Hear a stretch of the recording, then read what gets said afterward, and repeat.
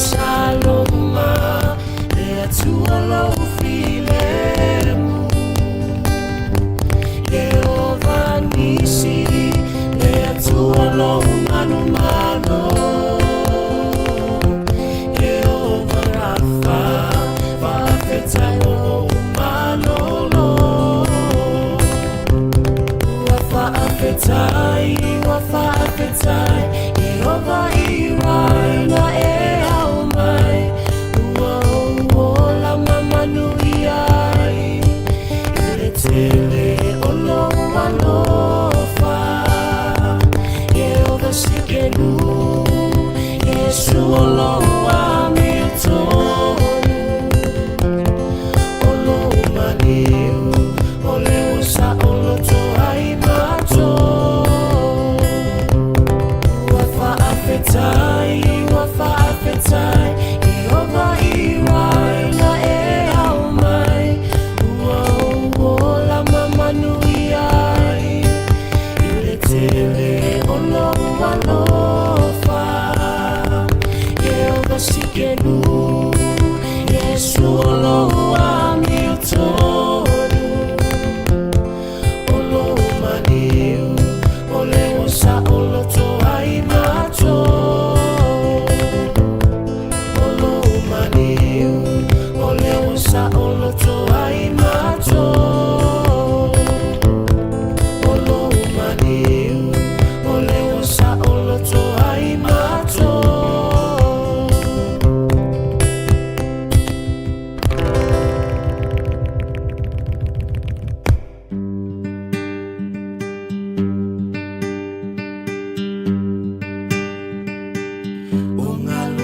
Fafatisina, lenga luenga ua mae a. Ua setongio langatina, fa apulo wile tumalima. Lengongo ole tua sivi, ua lele mawalunga ilunga.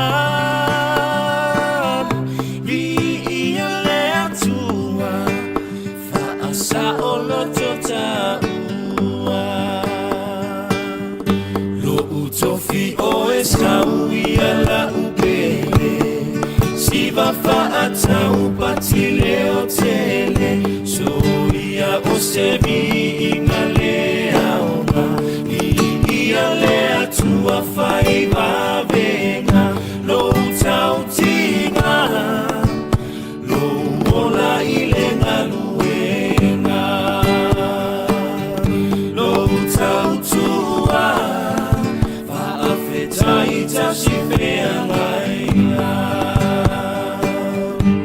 utofi o esaui ala upele si va fa ata upatile o tele so ia o sevi ingale aoma ia le atua fai va venga lo utautinga lo ona ilenga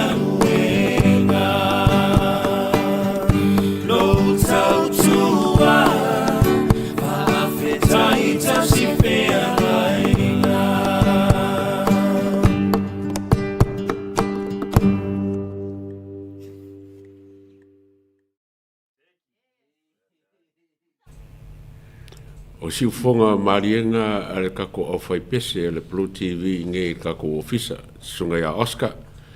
Ia va pe fole fionga ya misa ia male kausala ya hana. E kusa pe ka fa fienge pese e de umaro fi fa longo ye fa mo fo yo lo fa penganga o moli aku sa vale file mu ia me fole ma fanfanga. Ia male amakainga o kako poro kalame e amaka se pese e mfai o nga koso ai mai lo ko nganga mal ko fia fo. E kusa i marka ko pokalama nge ko asolaso. O fa kalo fa e pa ia mare malu o kako ko u yon kupu yon kulanga fa rupe mo kulanga mo lunga.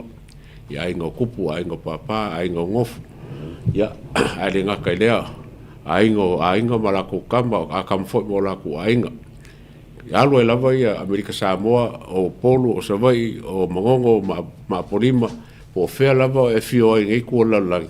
Whakaro whaku marangang fia marangang whawhikai ia ma lo fakele mo o to o ngei ha makanga ka pokala ia nga mai se uso asiaka e fakasi mai le afa le fa io fa mai ma ka maka fakasi ya ke uso fa mai maka la fa ia walu bak fa ma va nga fa mai e sa uli lima io ia le la fa ka kari pe sa uli lima ala ko fa fe ngai ma un ngei kaimi ia wa fo inga ka ko pokala mo fo inga morka ko pokala morka ka ya fa ka ngai ya bango e ka ko Pro TV ya ma se fo le ko sang mai ya so kai kas ia wa ia ka ko ka po se e fa yo nga update ai o ko ia de nga ka fo le or ka ko wa ko sa mo ka po inga sa mo yo nga i ko fa ngai la langi man me o ko wa fio ai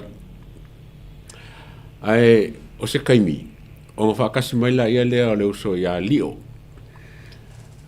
lio ngai ngusila o lo Christchurch kaimi ngai ya ai pe o ma mia langa ia foi so sangi langa pikola au i se me o lo ma mia ka pokalama ia paule o le o ka ka fai o ka ku kalngo yai o nga yai longa sila fia le kelo mea i makanga longa le leo ia skai foi fa kasi mai le uso ya vui fa kasi foi mai ya ma sia ka pa foi foi ngai e mai alang ka fa nga life ka fa i Melbourne ia fa kasi mai le skai mi e foi le ka ko nga i kasi lo fa nga fa kasi mai pa fa pe lava ka ko kaimi ai e kele lava ia so ka inga ngai ya so ma ngafi sa ka fa so ka ya ku komiki ya sa fa ka nga le o fongo fa vai e fionga fonki ia me fionga foi a kangaloa ia pe kai o mar keminge ele mo se kali mai i kusa mal bala wa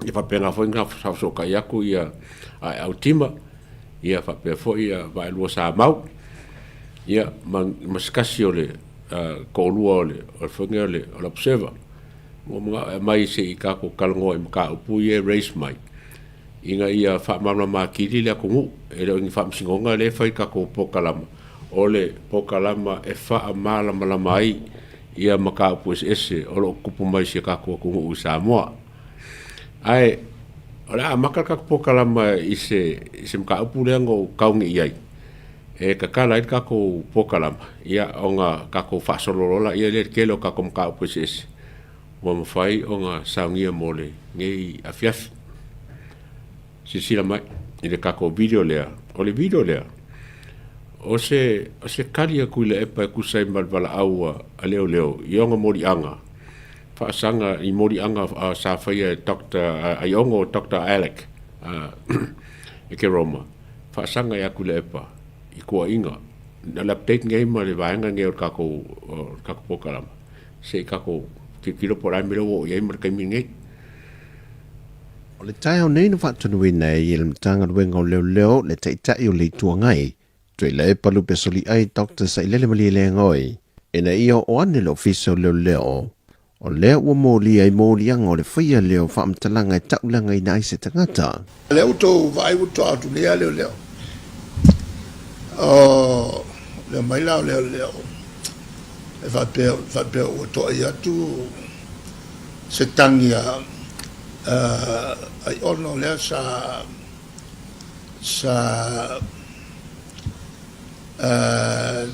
whaururu iei le whalmai ia e whaatitau i le whaungai no le tātou whaata sa au tala noa ai i le fau sa au tala noa fo tonu i palmele i le tūlanga lea le conflict of interest o le mele le aua le i ni nia fatasi ia mea nga le nga weba ia maulava business le tulanga lana le e moria ia o talia tu le epa le savali leo le aso ane nafi e te tau no ane le ofisa leo i le so ole vaenga nga o le lipoki po se news sa fai e le Samoa Capital Radio News i masalo po wedding kongi ia whafkaya ku mo le vaenga lea morka ku po kalama ai o kua inga po mori anga o mori anga whakakau kau whaaleanga po defamation ia male harassment o funga nge min so le funga le i me mo benga ka fai langi ia po me fa Facebook foi po ai social media lo ia o le harassment ia ko ki ka ko fa pe fo le o se me fai so o po se puli o fai so o le nga ngisa samene leo e malanga aku ia susu aku sunga aku le pa de official leo ma kalango ngan ka upule le lang fa dia e kule pa sa malanga ia ma foi fose la ko kalanga ma leo o me fa penge le fanga kupu ya laudi o mali to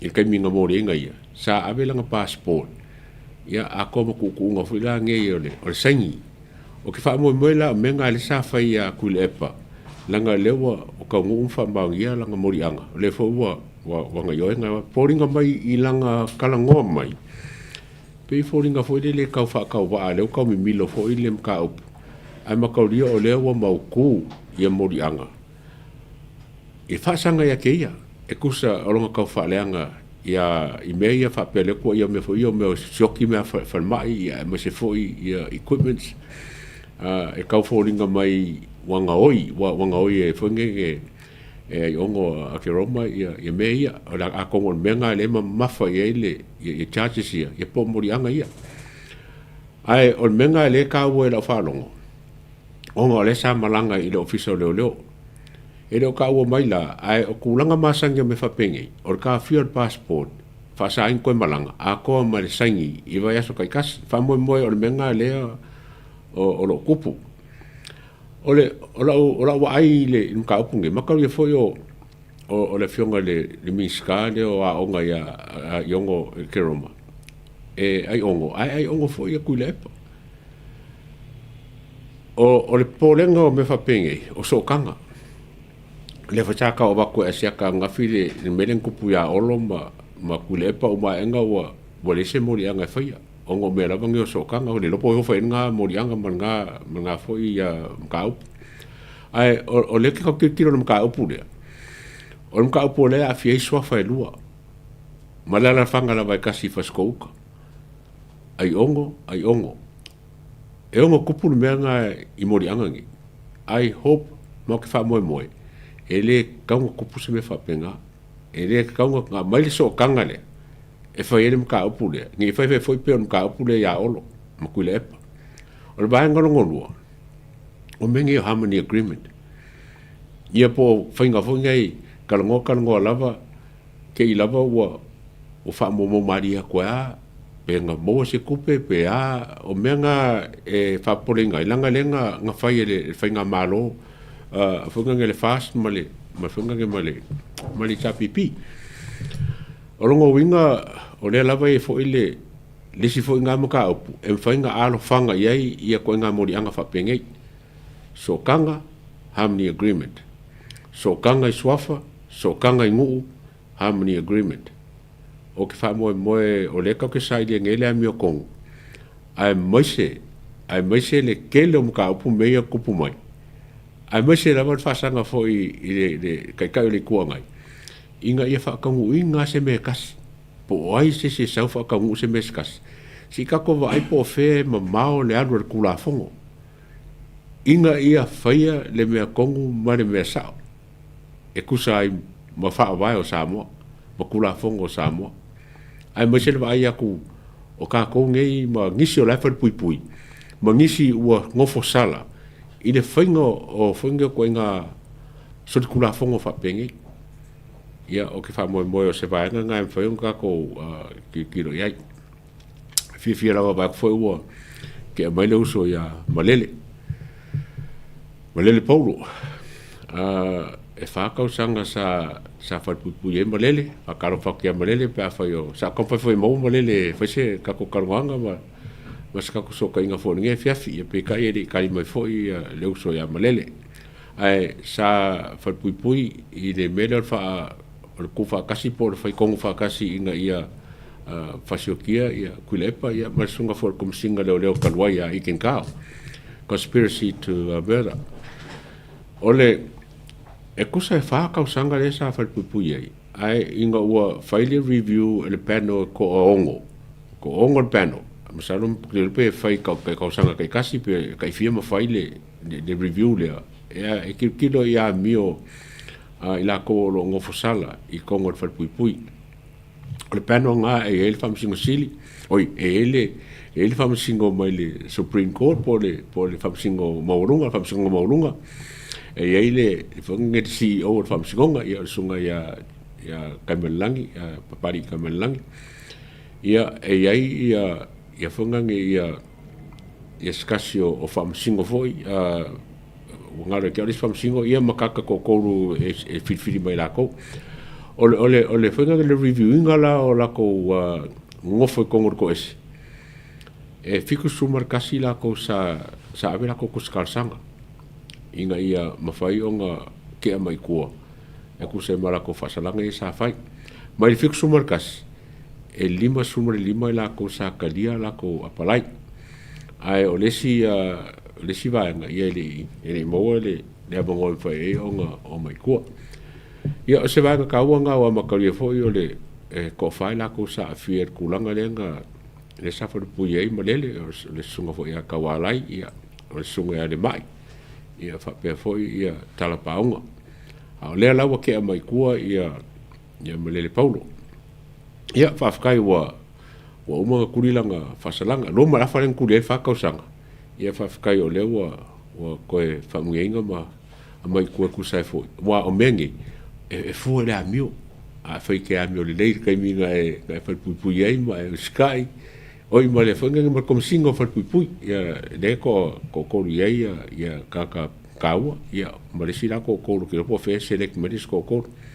O la konga e whainga le review ia ma pasia loi la ko la whai o ngā kua.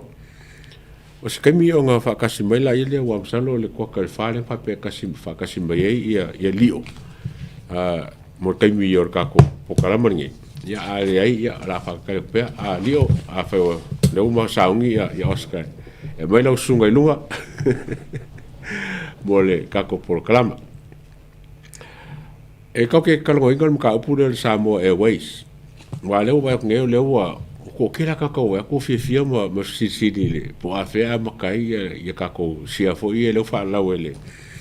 El palmia le lima se lau ka la kanga. Ia makau le lima se lau ka la o le kupe maularo nga.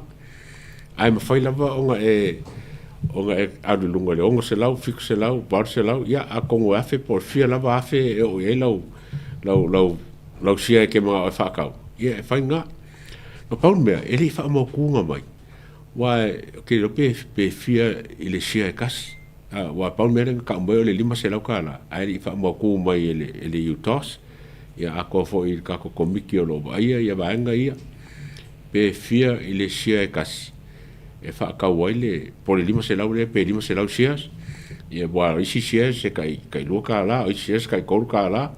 Ia wa isi mea apa pe wha ka la. Ia longo winga e fa peganga na fua da fa yo sias i le kau kupe le ave a kupe sa mo o le kele ofisidi nga mai po se mele le fa kau sias o se mele le sa o fa kau sia fo i le kampangi sa o yai sa o fa kau sia fo i le New Zealand skami woleva po skami woleva fa varu lima ia ngoro inga au ia o se me ese le ia ke ri faia fa pengo o mama mai ngo fainga o ngora pule ma nisi fo i mako au fainga nga le management sa mai foi fa pe mai ke o kanga fa ka o le mele ia mo folo ko e ma ia ai o mai o se mele o ka ua ia o le fa ka o sia pa fa pe la o lai le lenga run le kampangi mawar profit ke kampangi mawar kufaanga dividends ia makufa ki ala ko lo fai la ko sia ore polenga sa leka o mai kanga ore ngau ka ko vale le nga ia le ko ke lo male ngau leanga polisia ko fai ka ko Samoa Airways ia ngau ko ngau vale le lai ki ko ala ko le o le mo profit nga kalma profiki ala le la ko service le nga fa kulanga le o nga manage so le lai po falling mo le po fikiar ka ko I ka ko vale le laiki a ka ko vale ke lai e kama ia ko ke ia vale laiki lai le falling mo le po ke le po fikire mo ma le ke carrying le ke le funga company da ka ko Samoa Airways a ka ko kama ke kele ia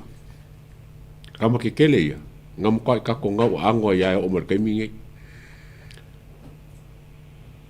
o le ngau ango nga kai mi o ke man ko kai minga wa sa faila o la travel agent le kai mer polícia o ko mer fo I fu ke le fo I fu sa ia ia o ke le fa mala winga le ia le group sa keren fo I fu ai e le kai minga sa kere nga ole pasesia mako sa fai mako travel agent e kongi fu pasenge ole full fare ia whakakai ngā whape onga se la iwa se lau le full fare ia ora wano mora fo mai Samoa iwa sukala po fare lava ke adu e su pasenge a po le New Zealand po le Qantas po le Singapore po le alava le airline e kongi a su pasenge ai ngobo aia le kaiminga wasa kere ngā whaonga le ia ka ko ba le okay aloi Samoa Amerika Hawaii I kero kaiminga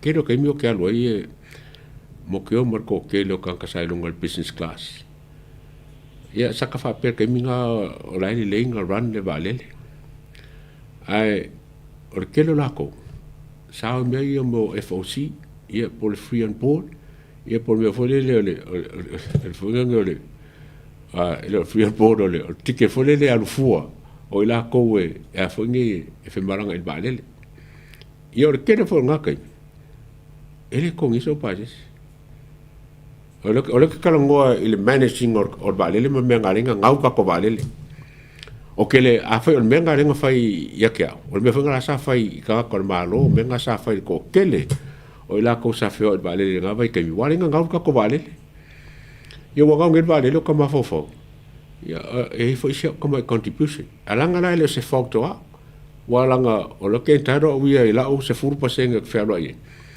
a le ngau mo le management la ka ko o nga le laying run de ka ko valele o ke fa mo la o ka ko sia si so me ka pe se me le fa yo sia ia o me le fa yo sia pa fa pe e ese ka ko fa nga malo mar compagnie I fa nga ia sa fa mo o le kelo I la ko fe o fu ka ko valele le ko ngia pases ngau ango ka ko valele ma le mo la ku pe la ko ia nga ke le pe fa nga sia ka nga vai ke ai mo ka ko mal valele la fa ngai o ke lango ingal fa ngo sia o wai le ai se valele ke le lenga run e ngau wa 4 milionga ia profit ke le New-Zealand 4 milionga Singapore 4 milionga isi compagnie right for fikira ko ia e ala labanga ngau onga o whainga whaawai ma whainga ai la ko ro managinga ka ko compagnie valele ia ma le leo kele sau mai lunga I ka ko whainga malo I le awala run nem wha lave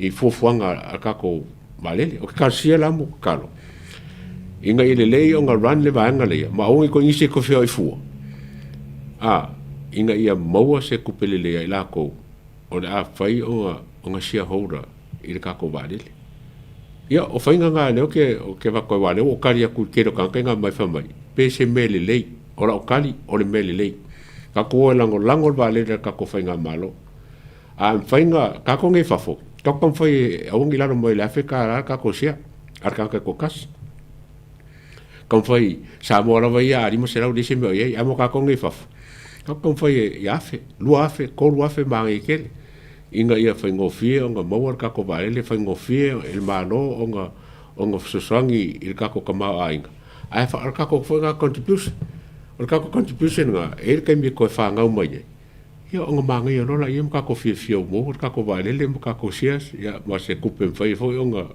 kufa mai ia la ko fa foi inga kako valele fo le a mo foi swingo se ngo mai fo ro ba ku fa kasi mai le fiong foi a bui ele ready a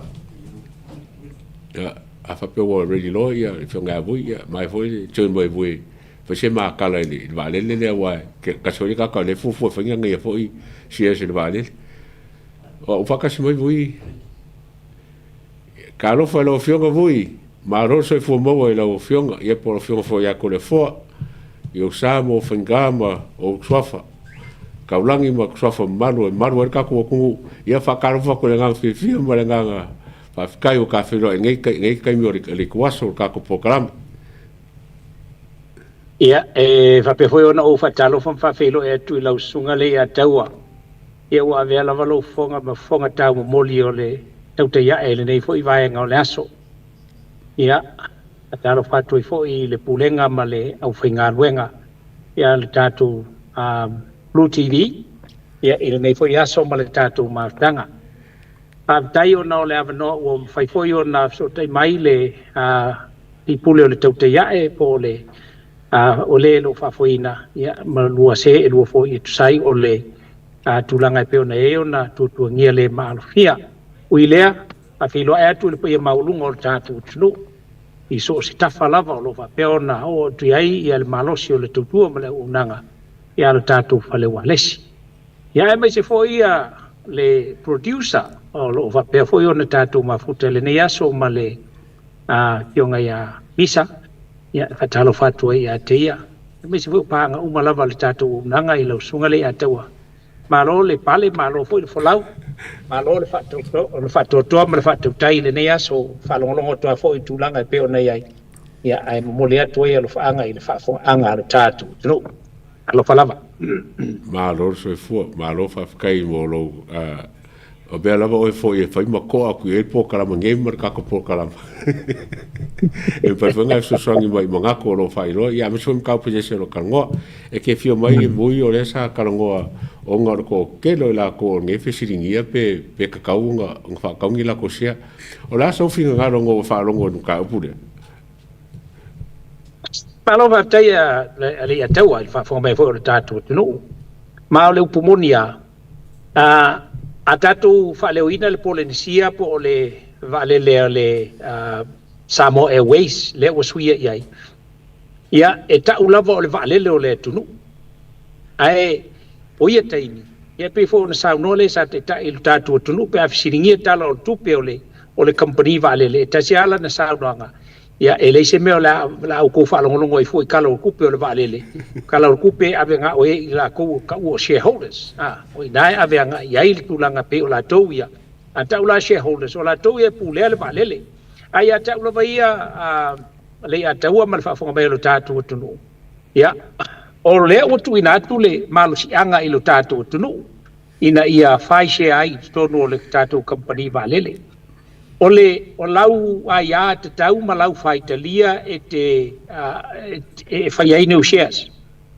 A o lau lava tala i lo tatu tunu. Ia, e le ise me o la iona na fisiringia le.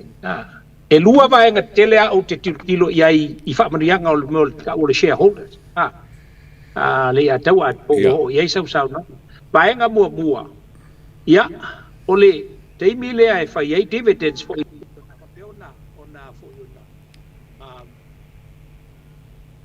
malulua tuali atau ya tu ibe kakangi ibe langa o fala bela be mai a telefoni ya tangata le lo pai tatu por kalam fa malulua ti ni ala tu lo tau wal au mai ya o sa i mai ne e kau leo le kiki mai ya ya ona o le o lo o tangi mai le telefoni so ya i nisi o lo malu tatu lo lo ba peona mala mai I pe siri ka pe ko tuni la ngasa kula ko ai o menga wala i on fare ko mwele leo kan ka pe ko joinin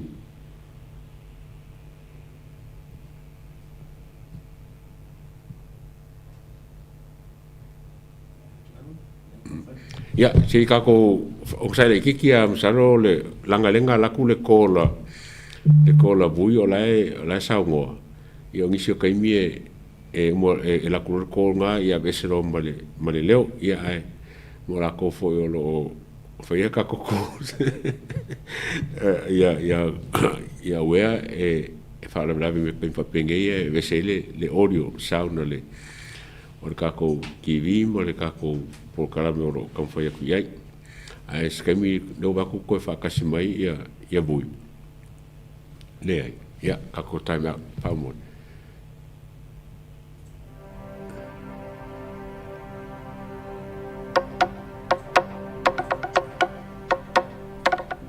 Bulavinaka and welcome to Better Drive Community Trust. My name is Rosina and I'm the administrator here. Kia ora, my name is Isme Mulipola and I'm the Community Services Manager here. Talofa lava, my name is Deshaun Pufuisi and I'm a Community Navigator. Kia mai. Malalele, my name is Moana Hola, I'm Prince. and we're Whānau Ora Navigators. Malo Alpito, my name is Nafe Talai, Lolo Mangalu Afe. Talofa, my name is Naya Nauia Fuimono. We are both navigators. Talofa lava, I'm Isaiah Taulpini, the Community Liaison Navigator. So for mo ria mal lagi mo ma o lo mo pali te de la frofu pe o te whenga renga i nei o se so weka o te whatino ino whenga renga wha Justice of the Peace po o le TP. Aloha tau lava, my name is Christopher Faiva. Whakalofalei atu, my name is Rose. And we are Kaiawhina Pasifika. Kia ora ana, I'm Kura Matenga, health educator and promoter. And I'm Francina Ngataua, Trust Manager here at Beta Drive Community Trust. We're about thriving, healthy, and happy families. Come connect in with us. See you soon.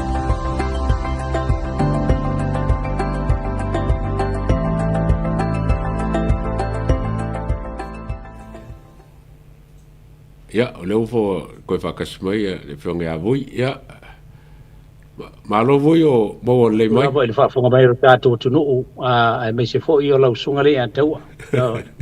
Le whaabelawe le e le mawhai au na tua vaenga e fia so tai mai. Ia aui leo leo tātou e fo i mai. O lau la whautuanga i le mamalu o tātou tunu. A whai e te mana o e tau o oe o le tangata o le o le vaalele o le tātou tunu. O lona winga.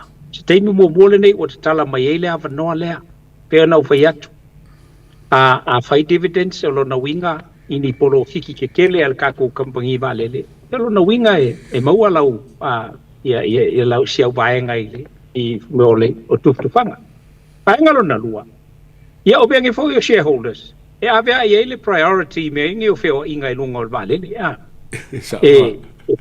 Ave i ala tau le wha mua.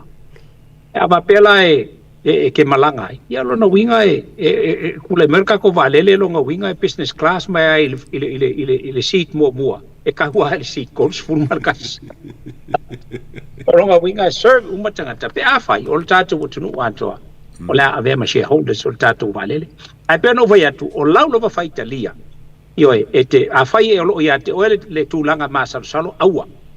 Aua, tātou foi. I le koe mga umiangi kangaka e a foi e kingo ia e saua e leo ia ia kopo. A whailu kako kingo ia e saua kako langu mumu uma. Trust, e whai unga, ala kai kai mal whainga malo. O le mele na, pea no tau tala so o le vaenga le nei lau tau e kale sia le a taua. E leo ke fia i lau ko e kale sia. Le anga e o te whaalongo pea le upule nei, e uchi tai ma whaalongo. I whaatonunga mai te tai. Ia, o le vaenga lea e peo na tali atua i le whaafisiria lau sunga lea tau. Ia, ngā wakari whasiria la kou sa mai ala kou whaafisiria kele. O le pea ngat whasiria fwere le, po se mele lei. Ia, leo ka waku me le langa leo alang whasiria kaka, langa sa leanga. Sa leanga. Lea lau ka waku me ngaringa leanga. Ai, o le mea lama la kou i le lei. Sa profiki fo kako sia ma le bare fo le auskani ngo mai aku sa mo le sa ir kako bare fo le ka sa kere kako profiki ngo mo nga a fe ke bankua o le fale le i o kilangi le konsula sa ngo bankua sa fa nga ir profiki ka se va ngo profiki nga fo ia vale le sa kako pangai ma auskalia ya kongo la nga ai mor ka sa ia I elele sa unge fa causa o sia pa fa inga ma fai lima se laule maulalo ia ai ole ke le ma ia fa nga wa fa sia ia le ku se dividends ka ka lima se lau mor ka afi e le kusa fo te te kanga ka fe mar kanga ni ma ya o le me fa fai ya o le nganga ka ko valele ma mo fo ka vor valele wa le singa mo que lo pos por le listo o le lisi o valele mo ka usanga sikele e por fa ka mo por valele wa e fo le mo la fa ka mo ya ka valele nge vai kami era ko e salo por ki se la va su milionga e lunga lo se la fa su milionga ba tele ya ka ko fa ka ria ko ki sau le kala a ko le ka ko valele mo ka ko sies mo fa kulanga ya on ka ko alo ka ko sa mi ma a ko mo nganga ka ko kalanga buio ke ko e fia fo ya ko se oficinga o le mera walanga o esa e leo manga ya wa lo ka mai fa leo bui wa o le fo ngai kanga luenga o le sa le news le ngambengele e fo ngai sa mo capital radio Wellington nga o le officer i pekesa e kau ya kula e pa ngo morianga la le fai e le fianga fo mi sky ya yongo Dr. Alec e ke Roma o le la fa pe nga alu ya le ka umenge le news le kula e pa la le ka mo le walu le official o le i ya pia e fa ka mo le wa ko le nga ko pe ke sa e ka nga suma i ya pia o le la ko e fo ya kula e pa male kulanga wang kali inga le morianga po le mele wo ye ai o le mele ka ki le ia voi a fai ke mankua le kai minga ave fo ia laudio mali ko sa ka filanga passport ia masangi I think every Monday or every Friday sa sangi fo ia le fianga fo o le mele e kupu fo ya kule pai i lau si la fia o le mele ka fa ya kule pa le mele le kupu kai minge ai lo failo ole a fo ye o le morianga le mesini ona taua po le al morianga la moli ai a fai o le morianga la moli ai o le defamation longa winga e alu la le criminal longa winga e kusa le ala male morianga o fai anga ile sa fai ala uli ale male toa o le kulanga la e ka fo ila onga ka ko o fa kingo le kulanga e pe onga yai o le pu e o longa ka makulanga o fa penga ia inga ua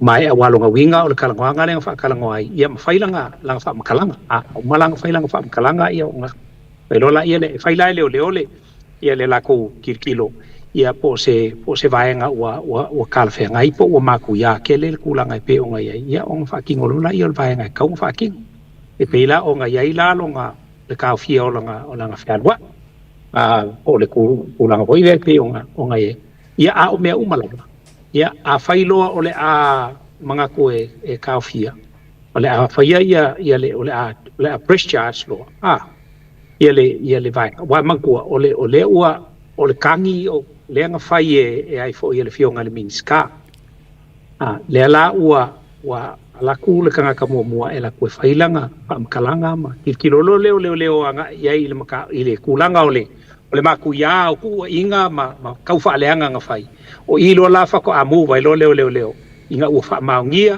ma u kalia wala ba evidence e kau lo onga lokalo ma ka fia lo ia o fa pengal fa ngol nga we ngai ko wala la ku kuile pa kalia ku sai ia ma fa isanga fa kalanga kalia fo ila le fa yo lang fa kalanga kai milea wa ba nga umaya inga ia fe ku nga ia ile makanga we ngai besol kom singa wa kom singa lava yang ke faile fa yung ngol me akola lengei ia po wa lava ia molianga ia evidence e ka we long failo le molianga faila lol molianga longa winga ia wa kaulo fo yonga onga o e kulanga umaianga fa nga pa ya kuila pa o ya la ule mali ko o le aka alewa le fa maungia le la wa enta loa ia le molianga sanga nga ile o fa maungia wa lava molianga ia anga ile kai o le ku ngai po le sunga ya ku le tsai le mari le o ile nga fa lo va ku fa fo bel ta to no malo roi o la po le nga wala fo ma kai o la ku uma o la va lo ko fa fo ma ru si le fie me fa pengi o le po le nga le o le ongo ma le ongo o fea le mele wa ka kile manga kupul mele lengo ko fa ke kainga sa fa sa kanga fi mele kupul va olo ma kule pa uma ngo wa ngi mol va ke mori anga ia ai e funga le fa la simba mori anga nga mo so kanga al so kanga le o le ongo so fa ongo mo so fa ongo ele on kupu va ese ele on kupu me so kanga le un ko fa ma fala ku ngi me ngi mo ku va ke Ole se senga ole mata upule nei le nga ele o fai pule ku ile epa le swafa ai ono ele o molia fo ia le swafa ai ono la molia le swafa tu ile epa ta ile le mali le ngoi e moni la mala o ia o fa pe o le swafa ai ono ma le swafa ai ono ai le tauna ona afia fu le swafa ai ono la touia e tasia ia le swafa la o tau veina ona o tau fa leanga le sa ia faia o paule o le swafa la na te tau ave ai ia le tofi o le tu malo le pa ele o se tofi o le tu malo o ai fo yo ana lo finu mela lua pa ngala ia ele tau ai ona anga ia I tu langa va pena e mai se la fo ia o le mafai ona once o ai le maka upu ngei ma o faila ma o fo ile ilu mo fa msino ngai lim fa ya se si mai lim fa yunga o ngoso ku fu ka ku nga ngu e fa la velave il ku langa o le a fo yole e fa ka ngu wala fa msino nga lato ai a fa ya e uia e o nga ole e uia il ku langa nga o nga fa pe langa o ku ile pa fo ye o lo ia umir so fa I ono ya ya ka ko mangingola ya e fa ya nga ku langa ya ole apule mal fa msionga la ko pe ngo va ko via ile fa ya I me ye lua ile fa ya I le kofio o le pa ya male swafa ai ono ya fa singo ile kumalo anga lo fingu mel lua ile ngang fa lo va ku fa fonga sam malo harmony agreement ka ke ma kili mo be ya wa nge se be ya ka le ali mai lumai ka pu nge e o kupu se me ka harmony agreement le ba le ele ma fai ona tupu se me va pe lenga ole meta upu ole ua nga I lu mol tu la fono ele ma fai unga ka ko voiwa ka ko ker kongule fa le kongule me ole harmony agreement nga fai le ma fu anga vo nga le ala inga fa lo fe sasi me uma o nga lam se ka ko mal ya harmony agreement fo ele amala ma se ka ko ke lo ngi harmony agreement ya vai nga nge kawang sila ko ai fai fo ia ia se finga ngalo va pe ngisi o le sa fa inga ai fo ia ile po ia sa kwala va pe fo ia ai fo ia le o pepe ma ai ono ia ma le makua fo ia ka o vea ma fa fiku ia la ko mangingola mal malama o pe me sili o kangaka la swafa ai ongo ai le sanga sala le u fa kasinga ia por kangaka la swafa ai ongo ai fai nga upu fa vale me fai fe la kangaka e apo sa ope apo le fa le kong ia le nga ku le la ko ai ka kong wa ile mfai nga ko ofinga me o harmony agreement kong mai wa pengi mai le vale fo ai ono elek ai o fa kasinga le swafa anga mangaku ia kuila e pa langa lai ker ko ngai o ia kuila e pa o ia sa ve pale mia o ia sa ve ma ke kupe ole mis ka kupe le ku wa uma ela me uma lava nga ya ipe nga ya ile pa a kulanga ia de suafa ia langa o ka fo engo po le pa ia ma kulanga pe nga ia fo a mulu ngi faile e ono la ko kulanga nga ia lo le ker ko nguva ina nga fa lo ba ku fa po me le tu ma ro fa kai o vai go mai le kan foi kava au ngi ese kai fo le lunga ia a o so mai mei a le mo ka ko kalwa ingo si le fia la ko o vai a kule I fam singo la fa la lili ya le ba fo yo ku lo ma fo nge ma le fa ka ko sui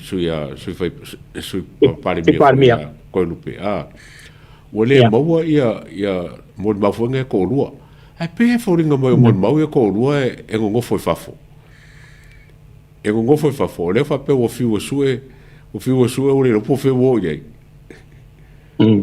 ale va o mele ka o ki kuria o le la ka o fa o fam singonga ale le maua ia mo mau ye lua La la nga lenga I so si da fia. La la nga lenga nga kolo mon mau ia fam singonga ma kam fa ia so mon mau ia le wo kulanga fo le wale mau wala va mau le lo po fo inge po fo wo ia mon mau ia lua. Ai pe ka wa kangia mai mon mau ia lua ngo fo fa. Ole maka upur ngai o ke kan ko nga uia va ku fa fonga mai lo tatu tunu. Ole maka upur ngai ka o nga o mai sa o ele fam singo sili. Ia po fe kongu ale ku ai le maka upur ngai. O le fesili ke le ilo ule ma fau ko kasi. Ba ku fa fonga mai lo ka ko ku. Since when ma history o menge o fo yo maka upu fa penge o anga I le fam singonga. Since when e mawhai ai o ngā ora e se whaamasingo I mōli mau e lei whakau koinga e lei avea ma mōli mau a le whaamasingonga. See, once e ke kau ko ai, you become a product o le whaamasingonga. Yeah. Ai a whai o mōli mau a leo. E lei o e whakau koinga. Pea ngō ka ua fōi kei mo whango lei a taua ma le whaafonga mea lo tātua tunu. Kwa uloa lea ua fai se whaamasingonga ma se whaamasingo. Ia ua le kuilonga kulanga o ia o le whaamasingo o langa kiuke ma o ngā whaiva o le deliver o le judgment. Ai I lunga o langa whaawinga inga o le kula fongo. A le mele wai ua le ngaka o ia o le whaamasingo o le whaamasingo ngā ke whaawinga inga le kula fongo. Manga deliver inga ia le whaai unga whai a le whaamasingonga. Au le ua koe a vea foi ia le whaamasingonga mawalunga. Ma prosecutor I longa whaakonguinga lea e mōlia mai ia mōli mau. These witnesses have not yet become ongi mōli mau a le whaamasingonga lea kungu. Langa ele I whaakaukoinga e le whaamasingonga. They were never been sworn in. Pawala ko mele nga whai. Ole alu e kusi langa whaamakalanga e kusai. O nga umale ko e lau mai leo ia nga ia langa whaamakalanga. Pe o sao me ia nga ka leo nge ke iwa se me lai pe se whaalongo leo. Ka kuengi mea se. Ia o nga koe whaafonga le tangata moli mau. I langa moli mau lea. A mai aloa o nga whapea kulo leo le a mea ia lea sa ungo iai. Kali le kangaka o lea lava. O whaka pea kulo leo ia. Pa saingi mai lai ia lo ao il vaenga le. Nga o le saingi lai ai. And yet whakau ko ia le evidence lea ma o le moli mau lea. Whakau ko inga walu ili whaamasingonga. O nga whakua avea I loa lea. Ma property po o le product a le whaamasingonga. Al mele e kako. Ia o mkua le mvaianga nga mangingo malama I kako mele ukupu. O le mea ea ua mga ahoe whaamisingonga lako e avea lako ma prosecutor instead of fo ilele o le whaawinga o le lako lau ke interpret inga ia kulanga o le kulafongo ma lako deliver inga se lako decision fai I se whai unga whaamisingonga I le ngang whaaloalo wako whaafonga me Samoa me ato. Alo vui o le polenga I lau whai kau ma lau mai kau aku le case lea. O le fōringa mai le la wha awau I lunga o moni mau kuskusia without witness present I le case. Onga o le maua po wheo iai. O le po lenga lan ka upu lea. Langa le fōua kūrku ka upu lea ya mangele I whasale le anga le anga whai whapisingonga ma whungenge ma whasala I mangele. E iai ale theme fōi le lau whapisingonga. It has to be proven beyond reasonable doubt. Reasonable doubt, yes. Reasonable doubt. Ele reasonable doubt langa le sa ele va le nga masalomia. Ele ese kula fongo o ka upul me lenga found guilty dai mangele. Le foi la ka foringa mai pe a fai ai kupu ile in fam singonga le. La kupu faruai. Wala nga le foringa mai la fa o fam singonga ele mo e mo e wala la fa o pol porque por as cofia le la para kule e ka o ele fa o ngol fam singo. O polenga nga e. A fai ole lima o moli mau. A fia le fai moli mau lima. Ya. Ale lo mo lu. Ya. A fai ole lima o moli mau I o ngā vea lola ia lea o a fo i o se maka upu o kau o ngā whaau se maka upu o ngā o lea ua a koa moli mau e mo o mia e mawhai e o ngā whape aku. We have enough evidence.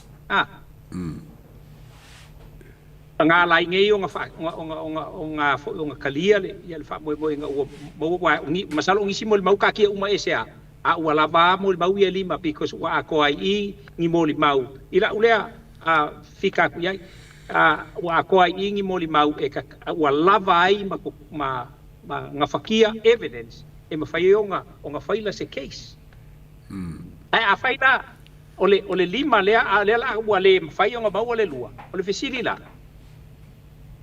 Are there enough evidence? Is this tree enough? E carry a case less through. Ole me voi le pe onga va ko le pe onga va. E o ke muso ke fai o ke fai se kala inga ia langa ole ngi fa pe fa o lo ka. But you know honestly if that was me, le wa fosi o ke alu e a fo o ke alu ke kulu mo fa singonga. Don't forget fa ko ai o. Yeah. Fa ko ai o. But if I just turn around and say, sorry, because I do not want to continue with what I was saying. Then what? Wala si meku. Ole be sili au nga fa valvaleo le melni. I fa fonga mai ka ku. Ole o mai ole ku malo e anga ngo foa e pule le ngo foa.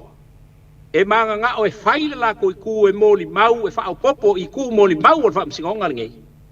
Ai ke enga e kalia le a fo le i ku o le HRPP. Se ngofoa le HRPP, no. O le ngofoa a le i ku malo e le ka ua le ngofoa le i kongu o le palemenge o se ngofoa se HRPP. No way. O le mea upe o le mea ua nga i ngā ua halu e ku o kako i le mele ue e kako. But you know, based on my own understanding,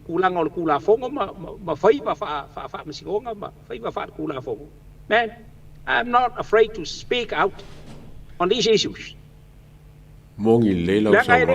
Ele ongi moli mau ngei ele fionga fa msingo. Not yet. O moli mau leo. Ele fa kau koinga.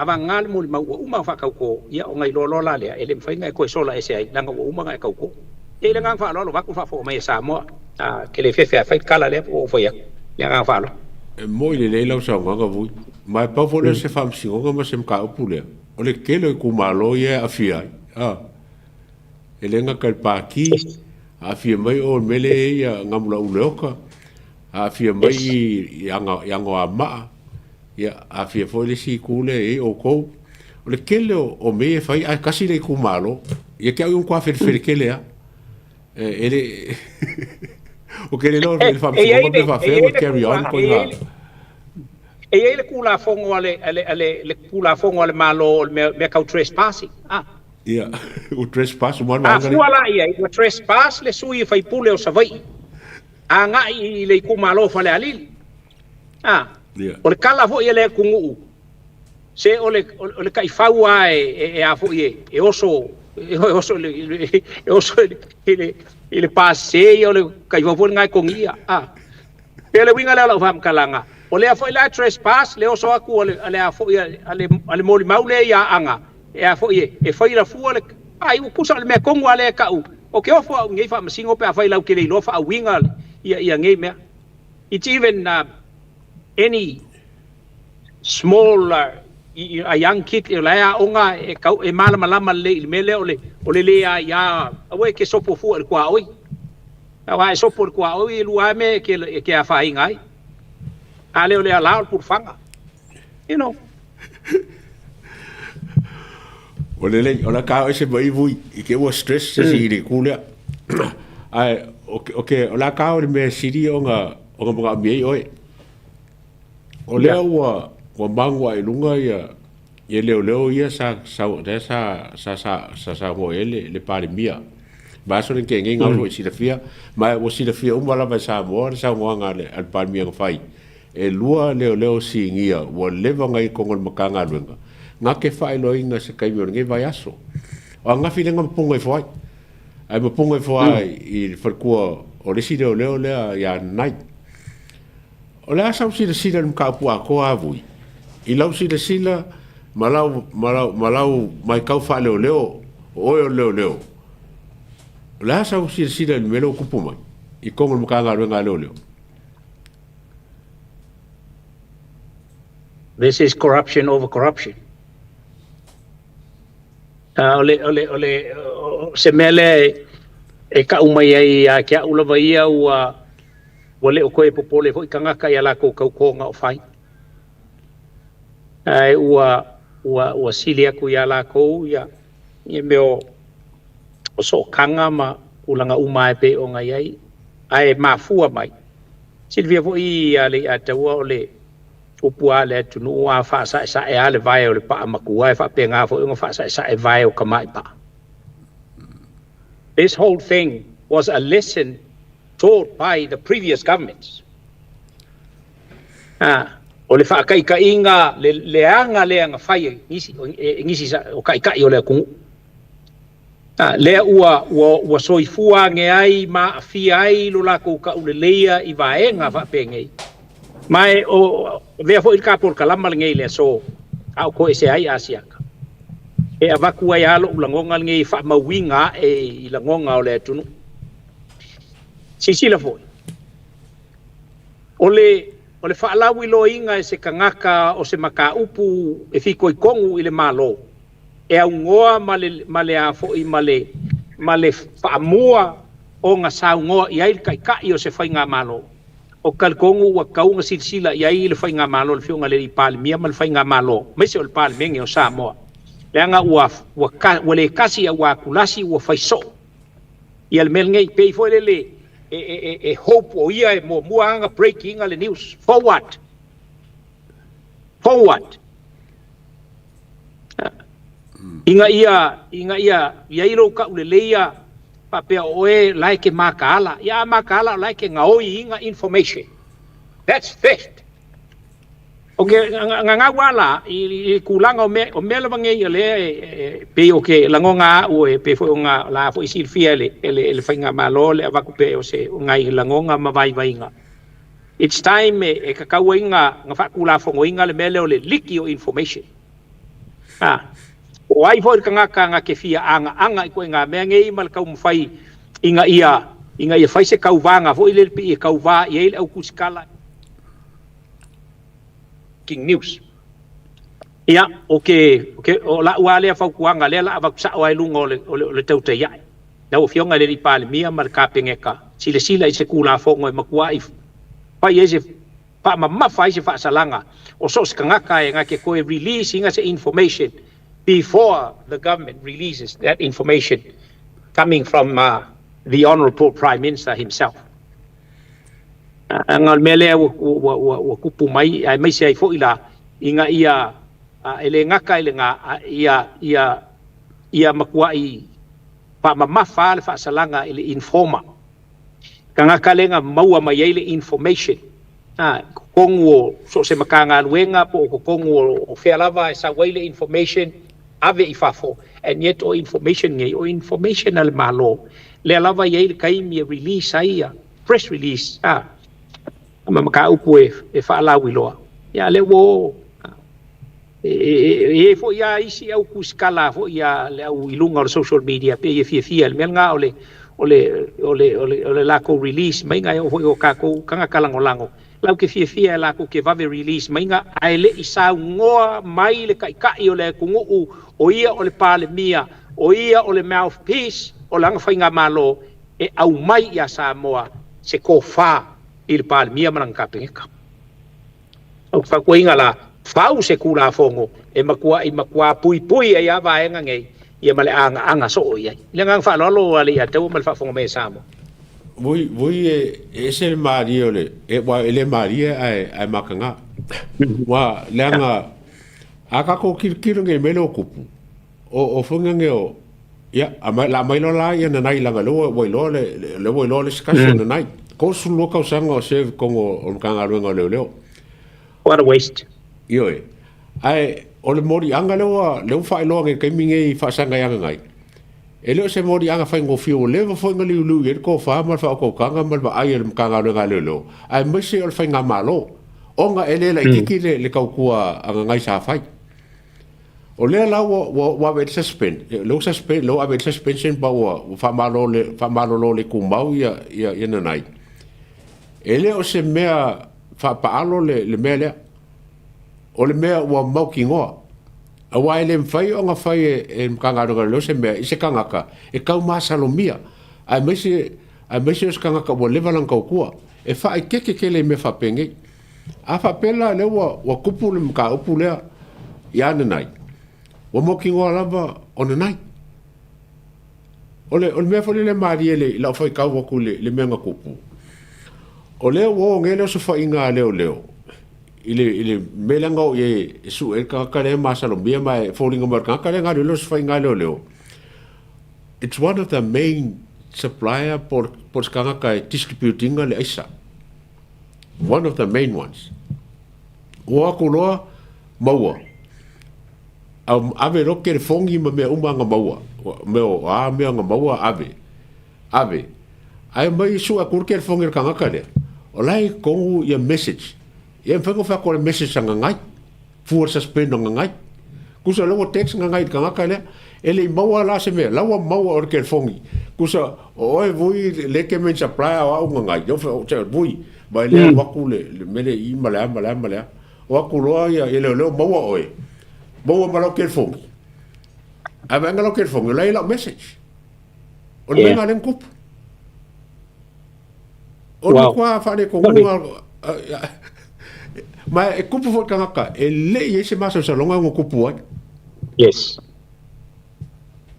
E ese lo lo fai lea tamali.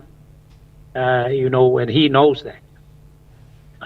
We communicate ma tala noa telo taimi a o ave o ia ma pa fiao le te mai tai pale mia o tona yatu. But o le melenge I o le whaao ngā o le a fo I o le whapea ua loa tangata I le matanga wenga po ua loa I o na tiu te pe fo o le melenga kula I mai a kuila e pala ko uia. E pea ngā ufai aku. Se o mea ngā e whai. Pe awai ele o mangingo mai le whaafonga whaamsingonga. O mea ngā kou ke whaia I le kangaka e le kokongia langa ngā wenga lai whai. I recognize langa service sa whai for so many years a serve I le public. E wha whiaunga o kou whaia, I whai unga wha vale valea wha pe ngā, I le kangaka o lai the highest paid employee of this nation. Koe whai e kala wha pe mai, ia langa e whainga kāleanga o le umi o ngā e kaukua, ua loa lau kaukua, ua afu lau kaukua, and so that's all BS. Ia le lau kako wainga iei le a taua man whafonga mai a Samoa. It is quite sad. Wa anga whaapea ka ua le kangakalonga wala uinga. He or she will never in a million years thought e ngake kango e whaile melea o ngai o le a whaaleanga umailang kaukua. La menga le mangaku e kangaka I vaenga whapenga. Pe o le vaenga le pe o ngā e ka ua le a taua.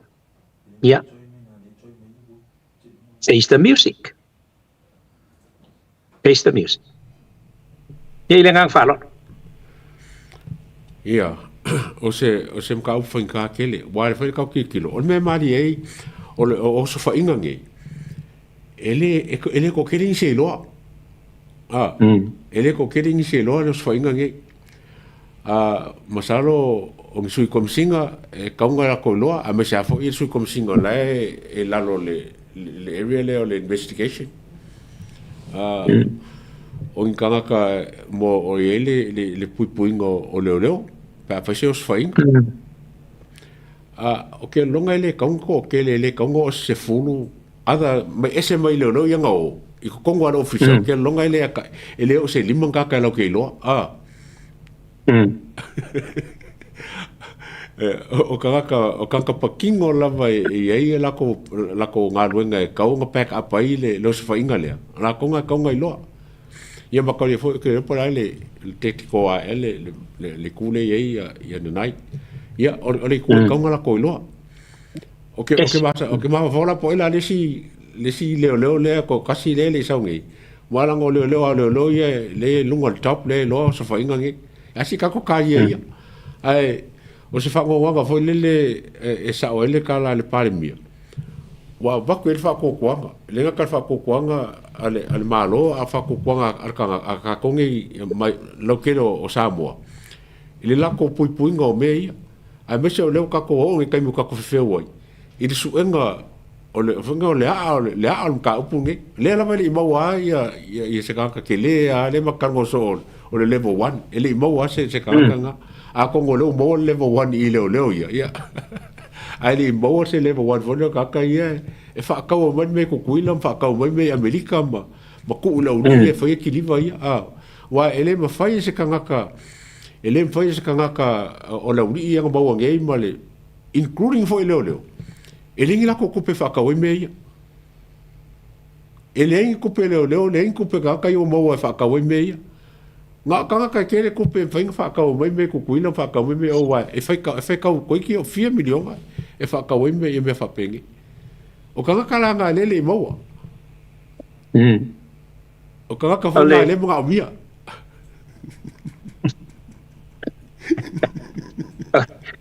ole ai le to nga i le tamata upu le atawa mo mua na o mo moli le nga ngol fa malo man fa te tele i nei ta mali i o alo ma fa na wale tunu na la tu fatino ina so nga nei le nga le fa ngo fie i lo to va fa ali i matama tai malu le malo i la nga luenga ole sa u ko mafuka ole sa u to nuti mea fatasi ma o se tangata vo i ma volunga so na tulanga i tonu o mtanga luenga ele fai ngofia ya te utolo to manatu ile valea ai koe ma fau wange ile fakingonga o ko kiuke ma o ko faiva e momoli ai le fa tai mal fa malo ya te uto ona uale silia e lau to maftanga i tonu o mtanga luenga na ilo le sila fangati ele tua malo to fefe e ao lava ona fatino le ametonu lua e momoli la ufa malo ma le fa fitai i matua o ilatou na fatino ina le suenga le nei ona olea mai te watu ile tulanga le to au tatu tunu ai ole mai te watu ele o mafai o na moe noa ai lautou tu lalo ma lautou talanoa ma fautua i alo ma fanau o lo ngā nui tutono o matanga luenga ina ia fatino lato tiute male ana ile fina ngalo male sile fangati ele tua o la ufa vitai lea ia ilato nei ai maise o nai o lato tu ama matua fa pe fo ina ia lato fai fe au wa o pumonia o isi ia tangata o lai ia lo lato sao ile fa fai le leina o alo ma fa nau nei o tatu tunu o ave ma malu le malo wa pe no foi atu ale atu ele fai ngofi lo vai ku o kangaka ole level le to te yai po o lunga tu foi a le ole a wo ko mau e ko fa mau nga malau ko su ese o ia le ele fai ngofi la le nga e ono turn le blind eye o nga ole alofa ile uso o le kuangangi le sa ko nga lu fakas wa ole sili atu le na i lolo to fefe ile tua malan sila fangati ai mai se fautuanga auto matua manai auto faife au le ngang fa lolo batul fa fonga le tunu ya malo lava vui ya fa maru ku ka ko mai mo nge kai mo le ka fa le ko mo service ro nga lu e ka ko insinia fo mo ka ko officer ya salo vui ora ka mange kele lo fingalo o ke mo kai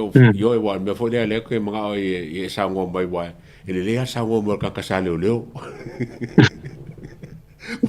o ke leo ngar fai ka kusi vo ngai leo ai leo ya ma ngai ro fingalo fa kai lava mo la sa nganga o la ka le kule le forensic audit vui o me mo ka ngo pa e ngai updates ma ngai me o ka mai ka waku Walanga a kaonge le whaavai o le whange le o so ngā kusi lenga whai e le parimia, whapea mai. O le wa waku le lo ia sili. Man makarwenga leo leo. E laka ki le masu sue, ma whaingi mori anga. O le upu lea whaingi mori anga. Fōringa mai, o lai ei mea kakau wai whai mori anga. A ka ngoa voi lio, msalo po le afo lima ka ke whakase langa le whainku whakase o roma vui lunga le po kalamu. A usa me po le afo lima ka whailoi. Ai se whain ma ore le, po le sing ore le ma vui. Ai usa mai lio. A whange o le mka upu lea o le forensic audit. O le umo ki ngoa lava whoringa mai e iai mori anga e kaung whai. E ne kei ave loia sili ma ave le mka ngā lunga leo ki kilo e mwhangi mori anga. O le pōlenga foi lea ki kilo e ia vui. O ngā le sa iei fia me, whai mai e le se mea whare kongu rai o kei mea uma. O mai kule epa mani mongi pepese mai pe e se hame o kua iei ngā whae loli poki kongo le pari mingi. O keisi e leka o kua whare samurai sen mea ko lea. O kuma ngei le whai ngā malo fau lea, a fio mai e mi skafo ia paunga ro mai ka unga fa mai o ko karke le fa le kon e nga ke le fa le kon a fie fo imba ma la su kusi a compagnie le fa nga kan ka sa mo fa a le me nga malo o ngi a fie ka ma nga ka sa mo o me nga le ka kon le million ga mon ku o ngi a fie ka sa mo su nga kusi le la nga ku pole me le conflict of interest. O le lawa mawakingi, le kioa a pepese mai fia me le ise mea. Le kioa a pepese mai ia kule e pamli mungi e bakulo. Langa le ula koloinga. E le ise mea whale kong. O le whanga Amerikana le whanga ngele, ale miska, e generalize le summary o le o sui ngā kusi. E sa o sui kusi wai au ia. O le mea le o ke o foi. Wa le ngā baku whapi, ko alava me o e kilo iai. Projects o kilo iai. O le ngaro nga so kusi o lako kilo babai e kilo pe ese me kau onga vai ko ko ai ai me se lava kunga ko ka se kupe kuse ko su mi donga me ngaro mele kam foi no la so kuse sue pe fa nga ko le ko su mi donga le o fa ke kenga le fai a su kunga ele lo ke o le lo ko su mi donga elengi li siki le fa mo monga le aingi proper documentation. O le whaonganga kosu milionga lea. O ila lea e whale kongo ai. Ia mangisi. O le ngarua ngai aso kusi o le compare o major expenses. Po kupe whaaru kele. E kakau o nga support e documents. Po lisiki. Ia po lava koe ngā mea ngā whai. O inga sangi siaki. O inga whawhenga whaonga. O le melenga kupureu o lokungi. E kele me whapenga kupu. O le kele kupenga alu, ai leing documentation le aingi di siki le aingi me whai, le lai mafua mai me ia. O le sangwanga a whangenge a kulepa le ngā lengo kuri loa inga le update on mga upule. Le wa mai kulepa kula whango foi lele. E li poki sa o a le general auditor, ia po le whango foi ia fui mongo a whele. Il pari menge. Ele kaunga li poki fua, ele kaunga li poki parmi, ele kaunga li poki kapengeka. Ole kafa yo ila vale. Ole te la ko yo, ele o oi. Rungo so kula fongo. Ba vale mele la ka alo mai fo il ba engale. Ele fa ya ku fa le kongo le, o fa nga ko pe ale la ka alo mai le kula fongo ba process. Ole me kaunga fa ele el so kusi el malo. Ya te aula. Online. Ya sawa. Ola ina fesilingia. Ia le lipotia a le su tu sili le ua alu sao i o le pale menge e mawhainga ngakalia. E le mawhai? Yeah, le mawhai. That's how stupid he is. Ka maloya ka mai a ua makua, you know what, misalo e siri e le malama o ka mai ki la i le kolisi. Le mela wa ia.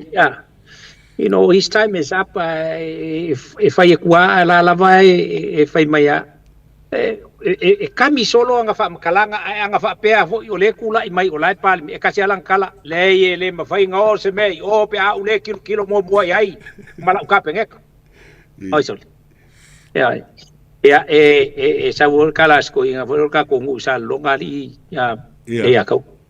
Ya mo ya vale mo ya vale ngau sa lafai. Ole la kala mo ele so kusi el malo. Angala ku puso nga kusi dia. Ole le so ka kusi. Kira. Ole la wa kupel il fai ngol forensic le ale sa we ole a fo a mo solo ila lo que si malau so ya me fai ti ngai palang e kau fa sang ko mai a ko sa ko kamia ko kam fa sa mola ko ping ya ese meu ya sa o se ngaro nga kele mai ke fa kai lava ole va venga yo ile fa nga malo e kau aben mele ko ngol pan menge ma kiria ko ngol pan menge ma ke longa fo mo ri anga ye e kau nga faili ave ko ngol pan menge yes yo se mai le ya li pokilo ko ngol pan menge mo wala fa pui le ma ngofusala le ma me yo fa le ko ka me ko ngol pan menge o ara ko ngol pan menge finga vole a ke au ko poni me fa le ko ko ka ko so nga kusi a ele ngi kupe ke kele ka ka ngo e vui ya nga ko e foi le lunga fa pe a va kulpe le li pokiel komiki au ku le pan menge o me ka kupe fa pe mai vai o alanga mako fa yaku o ngalanga o mako makafa yo kongu nga so kusi mal ka usikus ya male fa mai mau vai kus ya okay o linga mai o vai ku lola ka mau e ka kai mau ai me le ke au kami mai fa penga ya o ke vai le lo ko kele o pale mia mo fa nga malo ya ka ko kirkiro ngele kele o kupenga fa alu mar kupenga fa mai mau mar kupenga le lopo fenga o ya anga e ma fai fenga malo le nga kuku lunga le 2 milionga il ngofo inga le poro keki ba le lenga vai ka ko kupe o le foi que va le ko kele la vol par mia ai sia langa foi nga ke loa la kele la nga kupe al fa nga se le fa le ko ngoi ela e vatua ho ilele ela e a fo i sau no al pale mia o le tangata na soifua malo na soifuanga o le fai pisinisi and his business is very profitable le ka ko ke mol mawinga e kuang al kamalo o sai lele ma fai mai e kau mo fai ile kulanga vo ilele ya awai e fai umal ma fa o so kusi isi que kusi foi e ma ofa le vai va pesole le vai ku e va pe ale e vai ku la mo kwa ola la vole mo kwa mo ka kia sao le alule because se foi la wala lai o me ko kia fa king ol ngaka ilonga ko mai masan ele ma fai nga ku fa ka sia malanga luenga fa so kusi se uma le inga yo inga kanga le ongal pisingisi I awala uma ya nga kikilolo le so kusi ile ango male male progressive or mkau ya melele kule mai sole olum kwa ale mal maka kul mele amawa ku I woso I amawa ku I woso ila ya ala fa msingole tunu ai fa fitaya ile li palemia avitai la ufionga ile li palemia ona olo taofi mamau le o tatu no foneima ma faitau le vi o lo tatu tunu o lai ina le tauina mai o anga matanga e tau no tatu faia e mai Samoa tu lai sisi lau fua o lo pale lea pale o Samoa o longa fainga malo ai faia il fa mau la fa mai u mau pai me uma pe nga ba nga ka ko pe se ale vi o le fua sometimes ele o se longa ke ngofo le lalo mai ko kilo le upo le vi o le fua o Samoa ka lo fai ku ama makua o le foundation a ko nga ngai le vi o le fua and that's it kauke o ese ai loa malenga o le fa vai a ko nga o Samoa ngai le vi o le fua okay o ese loa pala lu lo sia ka comment ya ya va ku whakaikai o ngā ua ngā alo usu, a ia e usu i le vi o le fua, ma e mawhau pe o le a kongu le winga o ia upu. A maka mai ai le whai upu mua e kaua i le whai upu muli. Oka. Kei mi umaka ke whai kaua ika i ai le vi o le fua, ka ke la ngonga inga, le whaafekai o kako kua ama makua, i lo lako whaku a koa, na ka penga ai ngai whai ngā malo inga ia, i ele inga ia mala Samoa, a ia manguia Samoa, a ua koe mala Samoa, ya onga o kako o halo whaangau o enga, ave i ele whaakua kuanga, ya o mai o le wa au mala, ya e wha malo i le ni pale mia, onga o le kao fio fima mau, langa o le pale le ngā o Samoa, u mau, la ulia le maria koa, u mau le pale li i le ngā o Samoa, le wha mao, ma le whai mea kongu inga ia manguia o kako kangaka. E ngā wha alono. Malo, bui ele whai ki kia le nganga whawhikai o pokalama i lau o fionga. O nga e kua aku lava i ki oe le ko wha fo i o lo lava ko wha e maise le levanga e whai mea mai ko le ngaka le whai ngā malo.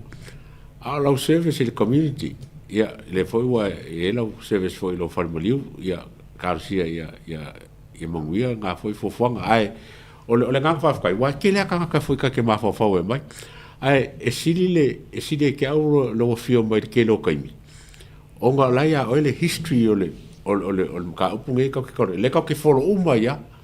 Inga ia fa ngofia nga malama ia ka ko fa fonga Samoa ma si la Samoa. I mea e baku e sao malilei e baku ka fa ko inga. Ola nga le ngo fa kai wa fa kai ngo so se kaimi fa mai sia ka vui o ka fifia wa e fa ngofia nga ka mo aku ke malama ka ko malama fa kas ia wa la fa fonga Samoa ai mo so ka ko inga ka ko fa nga malo e ala e ka ko finga wo inga nge fai i le me ka mo fai ma le sao ma le me lei mo ka nga o me le ko fa ka ya sa nga mo a vui e fa o mar ka po kala si a mai le ka uso le ya lio o le si foi si fai singa mai ku la ma lio langa o ia le foi ka ua langa le fa ke ama kuries ya le lava mai ka ua ko ai lio me e kupua ya le foi nga si ka ko si fa lo foi sa mo lo foi i ku ya me sen ka pulen ka kalo ngange a fa kai mo sa nga fai ya on ka fa ma bai la ia ma lo fa tai ali a taua wa velo foi lo fonga ma fonga ta mo li o le do fai vai malai e me sei o le tau te ya e le ngate le o le tapu inga le fionga le pule ma le au fai nga wenga o le upumonia e uma le o langa le nei le uma vaenga te tele o te nofo ma te ita e isi kaimi ka kala ko kasia ia i langa o me va penei ia ai fa tai ona o lo lua mana ia mai pe o lo vai ia tonu ai e a fo e vale e tau vale le fa fonga nisi ia del dono lo fata ua le tua ona e tala noa i le fatu ma le atotoa ma le alofa al fa maoni fo e mo le toile nganga o le fa aftai ma le fa malo ia ai kako kalopea i le e anga e le titi ma le ma le whaingo fier ngā luenga ma le savalinga o lo fatino nei le fionga le li palmia ma lana whainga malo ka mawhatua ai o nao lea nanga o lai e a fo i kau pe o le kala al kama o ka vika ia koliaka e ke sau ia ke au ma le kau ma le peru au ke alaku ia ke o le wafo i oba o le ngā le kako ke ia kalkongu ia o inai a toto ai te pena ele tua se isi teimi tatu to e mafuta ai manuia fo i lo rua teimi ma le uso ya lavea te li o le tu le sunga ya lio ya ai Samoa lau whafonga mai ya a whai wai eise lape o le tātou maftanga e wai se upu ua la vale i lau tō whafonganga ya ma ngalo mai ma tele atu i lau tō whinanga se vai ngau nei e mo le teimi ya nuia lau tō maftanga ma le sunga ya le ataua whapea fo i le tō whai le li o le tu ya e wha soi fo ia mo le nei teimi God bless hello whaku voi God bless say for break SMI Hardware is proud to be Samoa's leading provider of high-quality steel, metal and roofing solutions. Colours inspired by the heart of Samoa, from the deep blues of our ocean to the warm natural tones of our whala and tapa.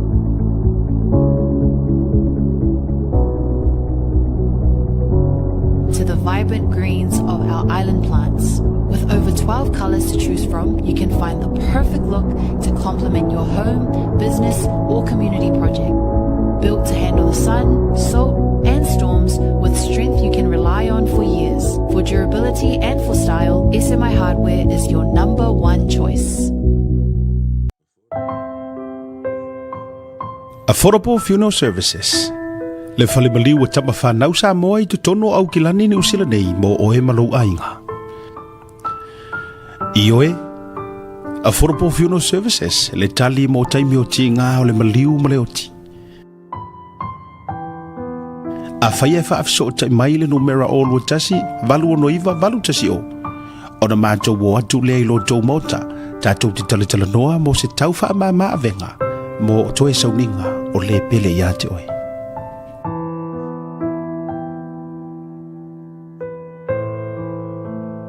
Whaafso tai nei loa matangi a mosa, I le numera o lua tasi, valu o noiva, valu tasi o, po o le Facebook page, Affordable Funeral Services. O le no whanga mua mo pusa maliu teu wina I mamanu wha Pasifika. Whapea so o seata, po o designs, e atangi ai lo lato suifua mātanga o fie, ma le au le lei. Whaafso tai loa le olua tasi, valu o noiva, valu tasi o. Affordable Funeral Services.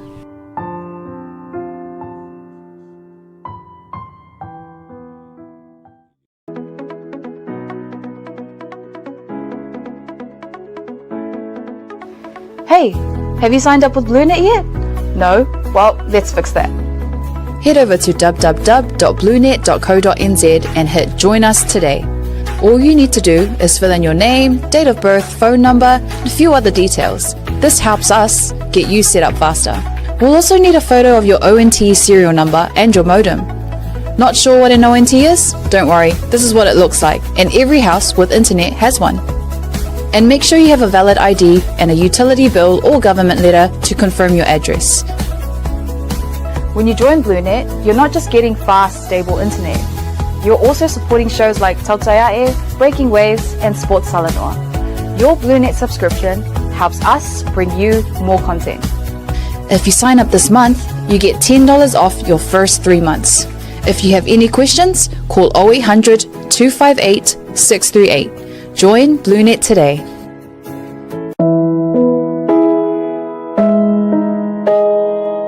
O le Oz Pacific Funerals na whaawai le tasi le afe iwa se lau i whae Sydney. Whaamauina o le lua ia o unanga o le whale maliu o Samoa ma le Pasifika o whaawai i Australia. O lea ma mia sa o loto e tama whanau lawa Samoa. O stilia ma le tolu sanga o lana tautua whaamama avenga mo tātou tangata. O tele leanga waa il whaafoina o lau unanga, ma o matua fo ile iloa il tautua. Mātou te mawhai lawa o na mātou malanga atu I maota malawa so se taimi e whaatala noa ina mta upu uma I ta pena ia ilwhai ngā malanga, mo le ua wala au ia ili atua. E ave se aile atua tu vale ma le mautono a inga whaanoa noa, e le a whaina po le hali taimi. E tā ua ia I mātou a tātou tūmanga no ua malu, ma o lana anawa tau ave lava lea. Dignity of traditions is our service. E tau tua le luas fulfai tu la ili fitu aso lua yaso, mātou te ngālu lua tu samfina ngalo mana onga o ainga, ai leo so mātou manao. Mo le fia malama lama atili o na sila mwhai tau malama lama le ili mātou tu lau whamtalanga le website www.ozpacificfunerals.com.au po le telefongi le tatongia, tasi tolu se lau, valu ono, fitu o, le national, o lua fitu lua, fitu wha walu tolu. O le mātou telefoni fia viai, o whaari mo o, tolu tasi wha, iwa lua. Ma fesili mo rata maitai pule, na omi ma sina mua. Mana tua na ile tautua le Oz Pacific Funerals Australia, lo fale maliwe le mo moe, ai tautua ina oe ile alofa malfa ma avenga.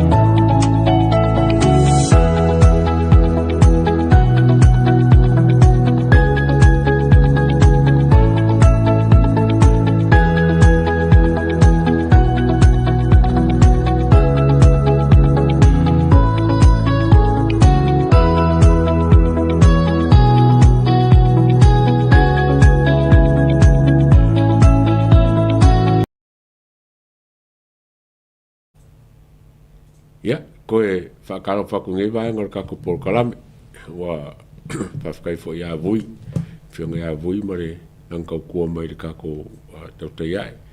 O se wo mas paanga vavaralaka I kero kaimi. Ia, makua fo iai saidi fo eri ko wha I ngisi ka upu sida fia. Onga orangkau kua I kongo le ngaka I Polkiki, Samoa, ia mas fo ia I kuwha sa lau. Ngai ku la fia o whawhela iaku le fio mai, le kara au mai o le lafkalenga lio, ia po le lio le ku I lo swafa le vea. Fia lava wawa iaku I lo whakasi mai, a mese o le ke ngai ngusila, ia a kongo ngake ngai Christchurch, ai le whaia ka karunganga lio. O ke whamangia koe lo was whangau, o ke lo inga e ke le isina fio lo ke loa, a ke loa o ngai lo was whangau, a koe le whasuma le wanu ngai ke lai kiki lava. Ai, o ke whamungia ku lo was whangau, a ko foi ma fans a kau kaya e laulangi a ko po wheo, o sina mai ai. Ia or kako whamungia ngā ma ko sina fia. O las whangau nge o le, sa soifua nge o le, ko whafo ia lia por whakarenga ia la. Vea, happy birthday. Happy birthday, Leo. Happy birthday. Manguia lo was whangau, pa moe o lo iei ngai Christchurch, o se vaenga celebration o lo was soifua. Ia, whakaro whako.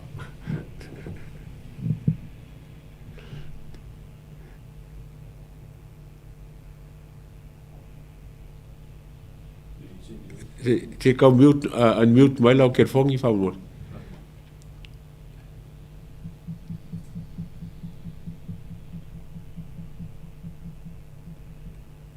E leo mau aku le leo whaumor mo le leo.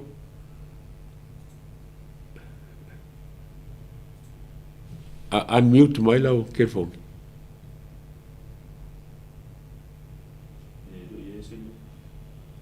O sai merka ko se ka seta kwa le audio sound alio.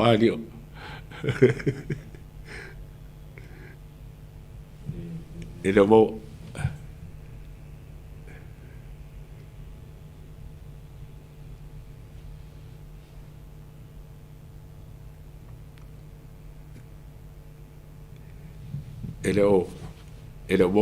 ele mo alo si fonga Leo.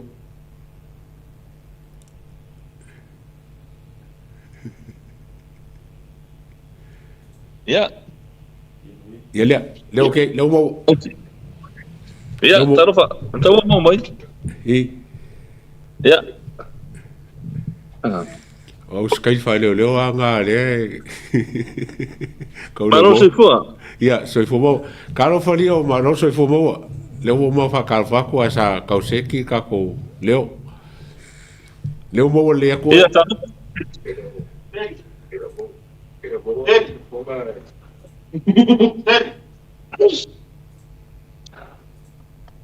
Si ngaru dua pulau.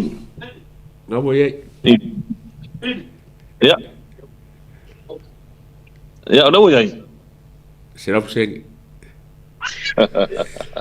Yeah, happy birthday. Welcome. Womo so kula pese ra oswanga wa ngai ke re. Pusalo ngai bo mai. Ah, ya.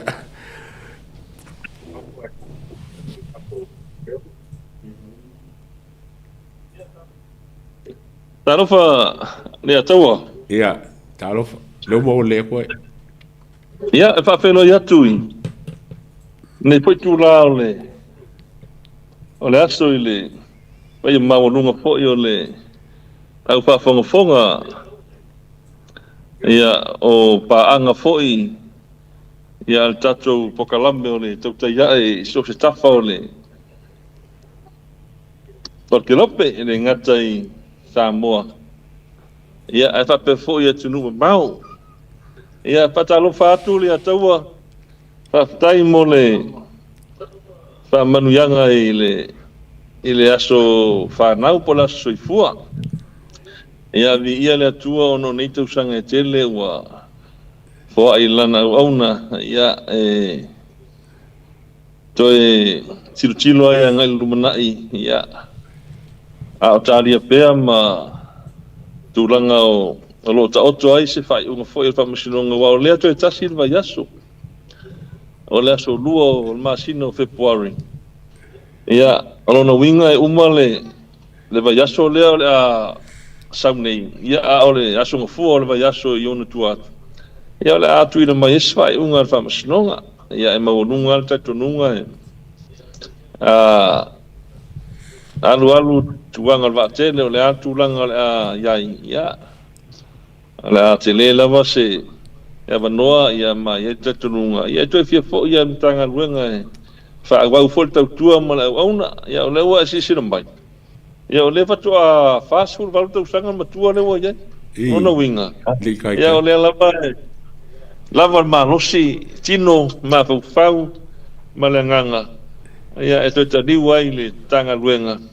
Tautua le tatu malo e meisiu tatu atunu. Ta moa le atunu pele. Ia e ala ile unanga i tonu mtanga luenga o malu malo. Papelo e tuai le pa ia maulunga au whaafonga. Ia e mamalu wha le atunu, mamalu wha tara lei, mamalu wha malo. Ia, ka tonu o lewa maea ona. Papelo ia foi ma afeane le, se uso matua foi le. Pionga ia vui, pa ia mamalu masani usi tatu atunu. Ia, e papena po se langona ona manunga o tatu taimi. Ia i le tatu nunga la vea. Ia, lea taua. Ia, ora a fia lava e sosoni atu i le tatu pokalame se i fai foi se sao ia ao pea manongi ma susufir tofa ia matatala forta ui ia fatu wale titi wa lava ia upufai o malo ia mese lava i tonu le tanga luenga o le manu malo por tanga luenga o leo sangaru lue ai wa ia i le tatu nunga. Ia, o mātou ia sanga lue tonu tanga luenga. O lava le malama lava le loa lava fo i sila fia. Ia, e ale la mātou vava ai ma le tiro atu. Ia, i le ngaso longa, ia mis fo i o tūlanga o loo ta oto ai. Le alunga o ngā luenga whaatino o tātou tanga luenga. Ai maise lava. Ai maise lava ina ua tūra i mai le tātou whainga mā lo le whaatua tua i le atua sa mo tas. Ia, pe o le saunronga ta mua lea, le atau e whapelo e tuai lau fionga i le fonga pokalami. Ia mas foi o mamalu, pa ia maununga lau whafonga. Ia nei foi tūrao le aso manoa nganga e tūmur whaalaro. Maro whafkai lio, o se nganga whafkai ma se nganga sili ngā whiawhia ai le pokalami. O ngā ua maua se avangoa e mwhai ei o ngā e awai le kako karonganga ni e whiawhi mani ngei kuaso. O ke loa ua mawae ia kaimi whore whamsingonga. Ia mes foi le kele o kaimi sa whankao kako mafukai o ngā o wha solongo o maka upu ia. Ia ngā ue whai loa o laso longo lua o Februari e whai unga. Ai ngō pikia mai ari vai ngā lau saungonga. E ke koe fia fo i lava i mkanga runga leo leo. Longo winga o lau mkwai e confident lava. Ili unga o whamsingonga ngei. Ia, ele o mga upunga ngā lenga ngā e fio mai lunga. Ai whawhekai o ngā e ke koa. A koa whai marisi vai ngā umarenga mōri o ko. Ile ko o mōrenga iei. E lea ia masi sio vai aku whapea o kau popole pe ese mea e kau masarmi ai le whai unga le asau. E re isau whai unga e peila mo ko o ele langonga whale a ko o se langonga ma whangawhanga. Ia ma se langonga manguia. O se whai unga kau o e whamsingunga lenga ko aro ki ei a mese kelo kaimi ngā aluai. Li o le au ku o ka karonganga ma le maloa fio mai. O ngā e fau le mele ngā mangu mai le aso a ngafi. E fau le mka upu lea e lenga ka le fau. Ia nganga e whaafonga mai i sisi vai ngā makaronga mawui. O le whaake ia o Samoa. Ai maise ia o koungei ia ko foi mangisi ile mele o kupu mai i leo singia ia wa levanga kaukua i kongole o le malo sa ele fofuanga e whaeloa mulmuli ai lau whaeloa lamba ko rua o ngangai ia o ngangai lisi e whake ia o e mka upu lea lio e whake ia o e i le sau o le swafa o ngangai e a fia mka upu lea I lau mai kau aku.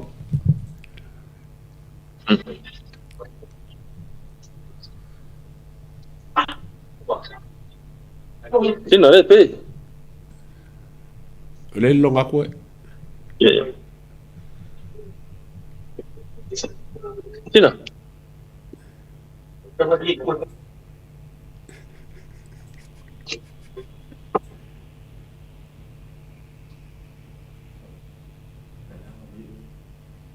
Yo. Le longa koe Leo.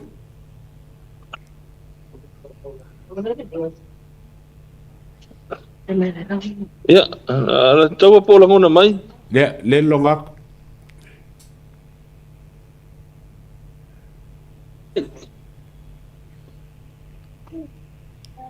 Ya, ana tawa. Ya. Oh.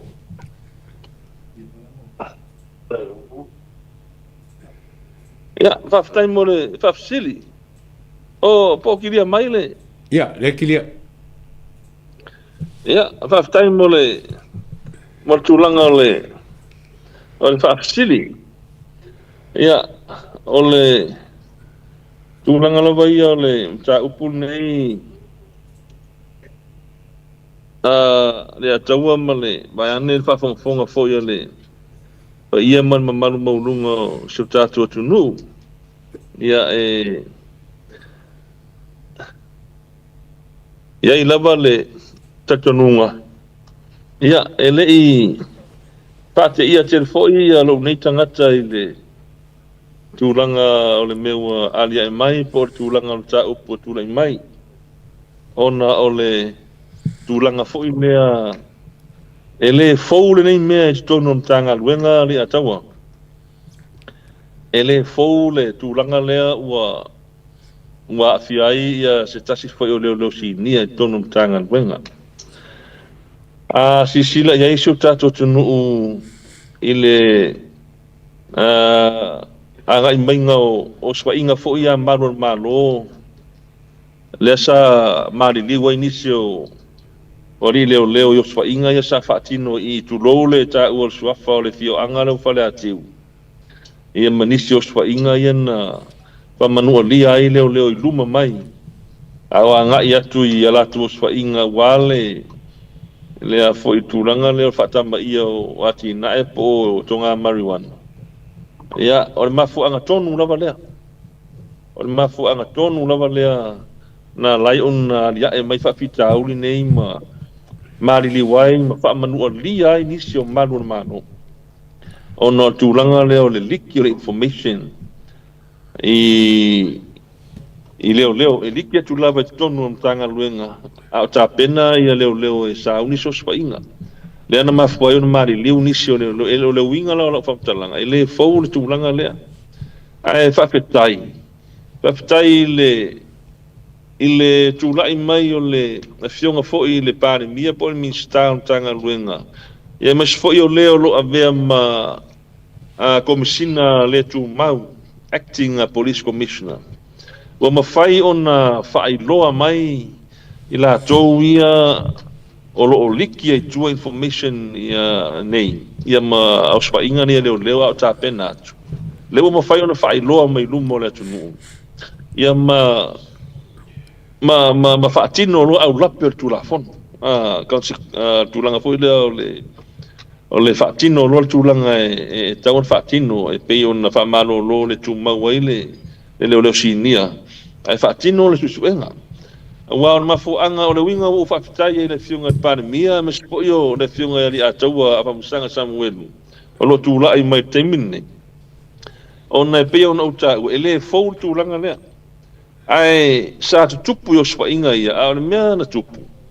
ele I mafai e la tou sa ave ma min sta o leo I leva I tau ia mai la tou sa tu lai mai to finga komsino leo mai la tou sa tonu pulenga ona la tou au mai I luma pe fa awau suenga ia mafai loa mai ia suafa o leo ia sa liki information ia mafua yo na mari diuma fia leo na fia satanu mia lava tulanga umane satanu mia tulanga umane ona ole mafuang o ila to lo liki information ia po famtalanga ia winga yo swainga leo ia o leo si nia lava o tanga wenga ila tau lava o lo mia ia tulanga maulunga ia pera la fai fuspa o pe o le rank ia por tulanga le lo ile le sunga ia vani le wa tu lo foi le swafa ile ko ka nga kia de usi fia sa mo o lo fa kai nga fa foi le ne fionga ia li atawa ia me lava ne fionga le pan mia le ka ko ke mun mawinga I saunoanga le tai o malo o min ska foi leo ile ko nga ki ase au mai luma ila ko ngi sila na ku ia ila ko pe o le winga na le atau sa fam talang ele for tu langa le ai fa kai ku lai me fa tu le tu sa mo botas o ma fai un fucking me transparency mo me o le fucking ngol ku la fongo ele fai lo nga lava po ai mai a me o le leo singia le wa fia wa me le sa kupu nga likier information la ku su wenga leo singia ya anga I mai lo ila ko sa ming ska ma ka ia fa nga ma lo nga vai kai mi mai sa ka ia ka nga wenga ya mai lo ia ma mo fu le ma kwa fu fi le mai ko ngi ilunga man fa li man fa senga ka kangu le ya bangi fa fonga sa mo ile ali lunga a o le ma sa ko le masoe malun malo Yosua inga pe le kulanga na le atau a maka sa fa langa le kulanga le o le fake ia a faila fake ia un ngai kaimiri atau pawal kulanga o fake ia ya o nga le singia le afia mai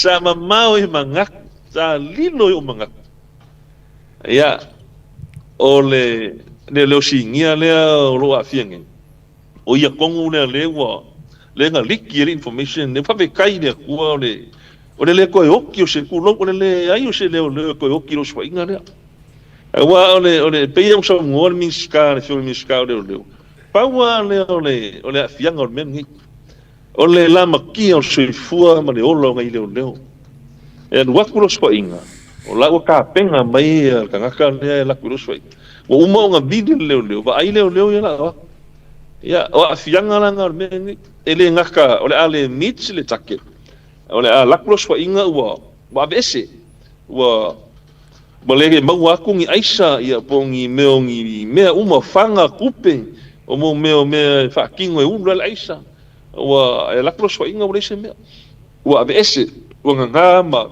a bese o le mfanga mau le ele ngaka la le mau mo ngi me fa wa we per so linga kula fongo mo fengo dais a o kula nga sini le nga le o de la makia o le ma fioki ma mangu ai le na o ko si le so inga ia le mo dais e ma ka kia fanga ma upenga ia mo ma unlawful weapons ma ka kia fanga ia pa si maro lo si upenga ia mo ma o la fa kai nga li a kaua o le wa ko so inga ia ele o yese loko mulai ele o ise mangaku ngaka ngi ka fanga mai leo pe e su fai mai fa ko ai mai no ko leo a penga ia mo mai e ma ko kele leo e fai ngala makia mari liu ma fio ki pe fa sanga ma ka le ka fanga mai leo pe si malo luxio o penga ia mo su fai e per kulanga ngali atawa ai mo le vai ngala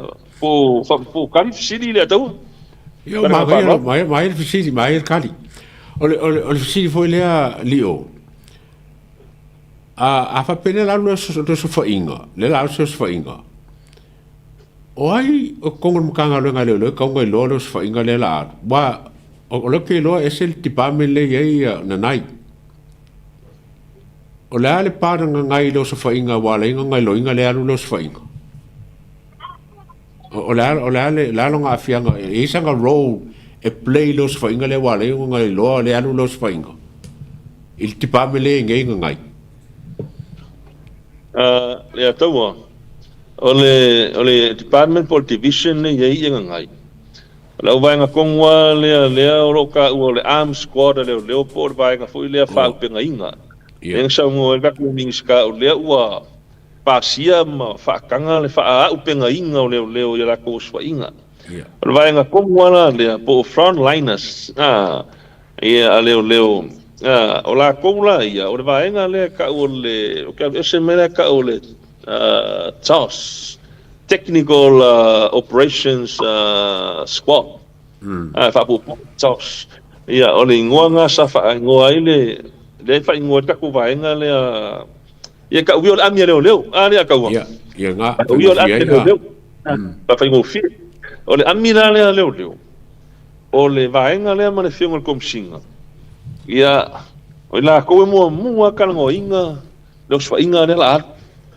paua yo ka ngaka la ki lo lo sfa inga nga o fiong kom singa ia mar pulenga ia mal ka ko amira le ka ko amira le la vea ilenga lu ele fiong nga ngai ia man la ko la le mo la ku ka ngo kom singa ia o ka ko sfa inga le la i fa le ki o le fale lea ko fia ka ngaka ia bla bla bla ia ka ko vale ko vo lima ka vale ka ko arm squad se furu ka ko amire la o ia man ko la o ka mire ele ai ma leo i lalo e lo le plan le nga o le fiong ko singa ma ia ai pe o le ngola ka la fu le ia o le detail ke le fu le la ngai o le fa fu ngam ai sai ka ngwa ai nga mas fa pu fa penga o e makua ai obvious kulanga le o le uso le wa fi ai le kulanga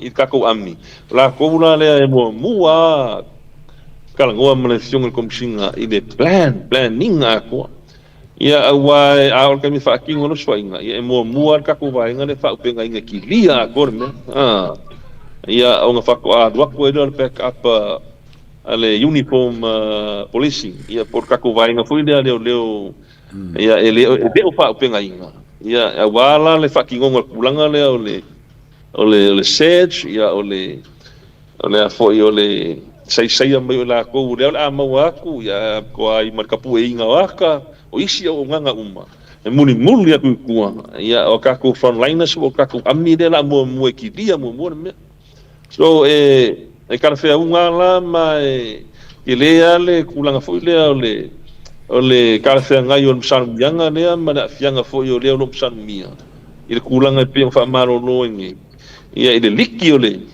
information na wanga umma nga foi o briefing kom singa mana au ka kongor ka mi kongwa le o mai le ka ko amila saung ila o ka pa wal me nga sa ku e liki nga umma me briefing ala nga fa ma ngia kulanga le e la ku le rate pa ko o sa ka vale e foa ia kulanga pa o ka vale pa ko o sa ka vale male ko foanga le lo so inga wale ingi mau ku inga ngaka wale ingi ka vale ai wa ku fa ko pe ma se lima se fulu mingu ke karunga o esa ka ngaka mai ile mele la kurus fa in o ngala o kulanga le nga umma le briefing ya era nga winga kulanga vole le nga mingoi me ya le o ai le ai ki le me nga mingoi me fa le ka ua ya pe sau ko lang ka vale ki ya au ngi lango nga ai vidi no ya ya John ya vai ka ko fa inga le la o esa lo ke mingi ya e fa penga o kai mia nga liki kai mia nga nga umma me briefing ya o ulo market phone e vil ya ale nga ya fa foi o riki machine information man ka ko vai nga foi dal in chao nga i se leo ya o nga i lo le ka le nga i a me o so nga le ka penga ka au po ka ya o mela nga ku e mo video ya ri la ku so ai o pulanga na o vai nga kongwa le fa penga inga ambia ka ko ya o le nga lu ele ya le lo salmia ali atau longo winga lio o le briefing le fai nga uma haru lo moros fainga ya e ma nga ya kele le wala lo fai ai longo winga la a faila o le ami le anga ngai le o e faile o so fainga ai ko ngofo makaulanga ami le lao o se me silila o ngaleanga ma very dangerous le mele o vai le kio a suspend ma bese ya nanai o nga e phone nga mai maku ya langa mele nga fai ku se no fa makau ka langa ya ba nga le la no los fai ela ve male si ko kasi de fa di lengo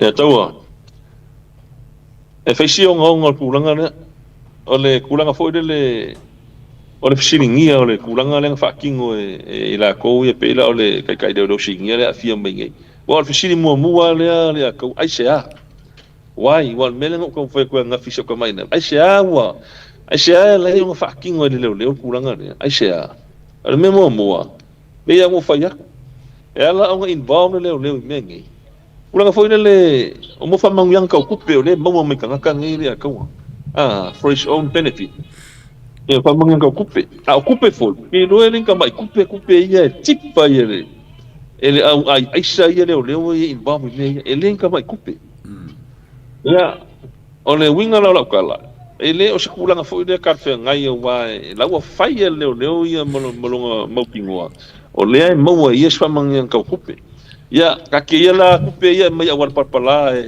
de la ko yo le o fanga ai ya kaluxia ongi fanga ai ko rua mo fanga ya fai foi so kanga fala ainga ya mo kanga kala vai ya lo fa maungi la kumu sa vali nan ka ko fai ainga kanga ka ya fai la is ave is fo kwanga ola nganga o fa ku ka fi me ya no nga ya ka so mo ya ka roka mi kanga ka ai fa ku ko le uska ya ka roka mai o bongi nga le lofa yo ya pe ave ngu ya you know ya o le sikulanga ole ya kulanga fo ina le fa maong ya mountain meno le fa maong ya mesala le pe kai de lo singia le ka ko lo le ke le o fa ku nga sa ave le uso le ke le o fa ku nga sa ave le uso le ya nga kiuke ya na le ka vengo le pa mi o sa mo so sa ku ngol langi sa nga yai malanga yai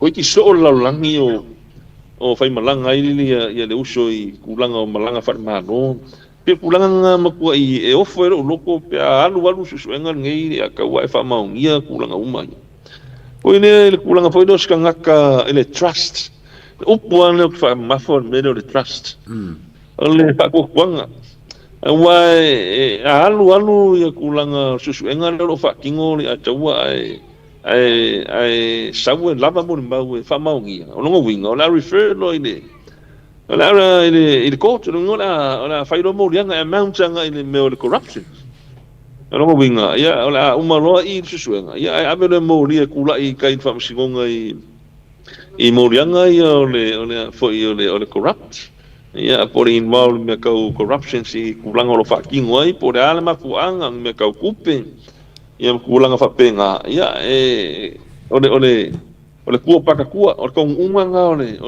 ka upungi ole me sili nga le manguia ile atu o se fa ka inga le anga kele mo mano ele o se fa ka inga le mo leo ali ka mai ka mano o lo i lalo o lo fi ngau mai nga ilunga ia waso la ko rumanga i manguia ko nganga o se fa ka inga le anga kele ni kulanga le atu pe ole kulanga nga pa wale atu wala ka sanga mala ka kalo ia ba pe fu ia fe ngi sko file ina fiunga mingska ia me foi ole fiunga ia le ka wa lo kula i mai o se kom singa le ku mo ngi kan manga ia pe a mai se au su mai kua outsiders mai se komisi su foi le mai kanga wengan malo e misela i lo official lawyer sili ia pole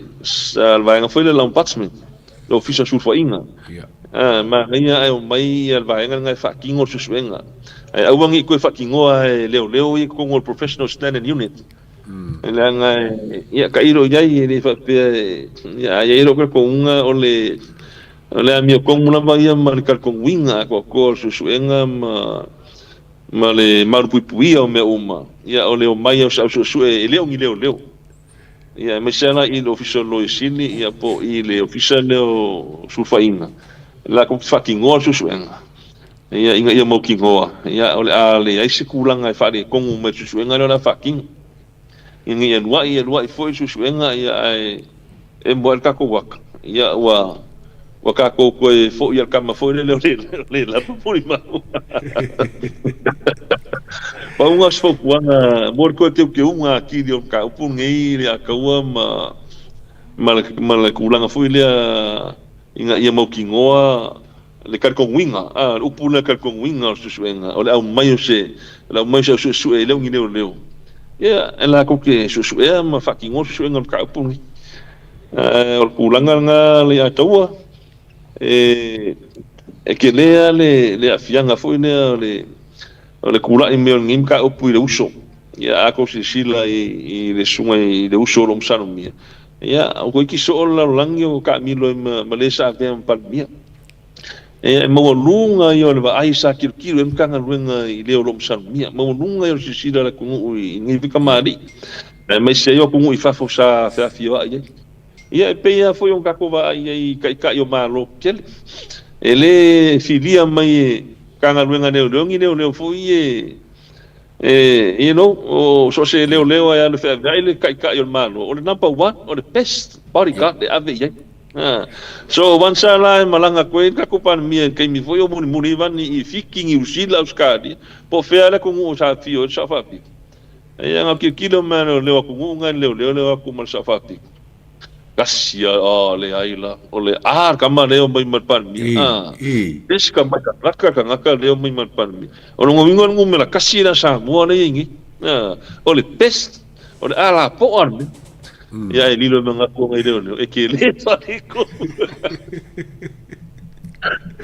e ke le pare ko le sa mo e ke le venga le sa mo ya ko ala po sa mo le sa fe wa imane lo maku o le ngona kala kalo sia ke le pora minga fai ngi kama ngi me kalo sia a fai nga fa kingo e kai mio le fe wa imane sa fa pi o we mo fa lo e ma ko mo fa lo ko i le aria e me ngi me a le ma wa me ngai a kira ka kongo foi le ka we lo se me fa ko a fai ngi ir kala foi le e fiu nga ka mai mo io mai e kala foi le e fai ya mo ne ka we mo ka la nga ko inga so io sa mo sa ngo e sola ku lo inga mi le nga e pode sa nga kala pe sola mi le nga o sa wa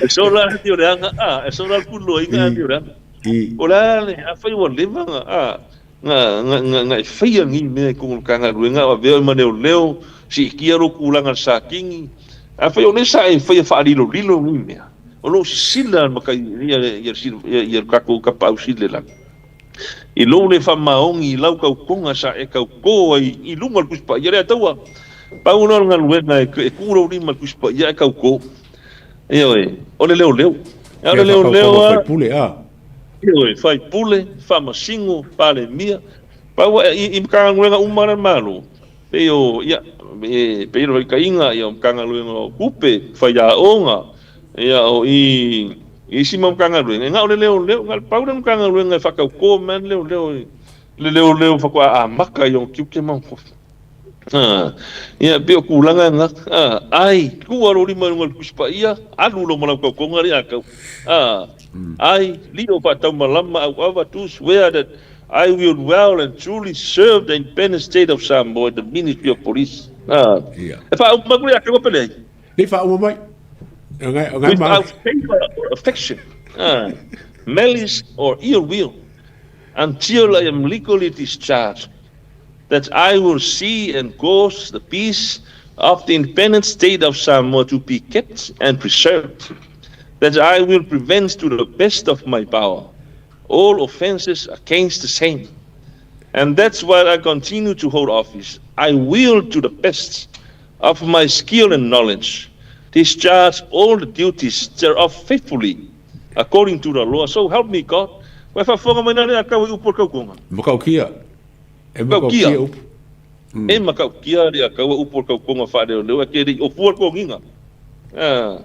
Be kulanga ngai e langonga ya le ofo loko i le alia e mea marka ngaka le wo psalomia o sone o longo winga le akawa o le ngo la ulo ka mang pa e mea ngi kong a mausa mo kom kanga dueng ia ke le le ba ai mamau in ka upun ngi ia ila ko saku lai mai sa mini kingo ma leo lo sa mia ke le am san mianga le ko ia ilo ko ngai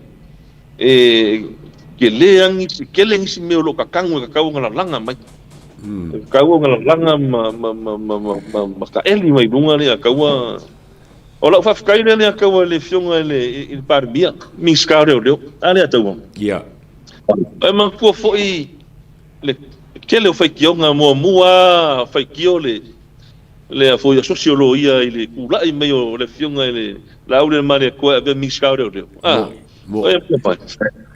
ia malau fai kio yo lau fai news ka ko media ma ko ai ke kula i meio le fionga le par mi ave mi skare o esa ta fama no si awale nganga le ko i laure mane ko auangi fa vai oi polo mo ku maka ngaka ngi fai ulai pe oi ka aben kanga luengo le la wa maka kali mai le ka le wa maka pingi kali mai me sa ngau le ka ku par mi ave ia mi ska se yung nga in me anga fa pengi lai fai kionga ia ale sociologia mai la konga i par mi ke wa fai vai par mi ma ku la fo im kanga luengo le se si mingi ska o longa winga ona le mafai o fa kingo me ngai male mau mai aisa ia mai la ko ia ko ke ka loka mai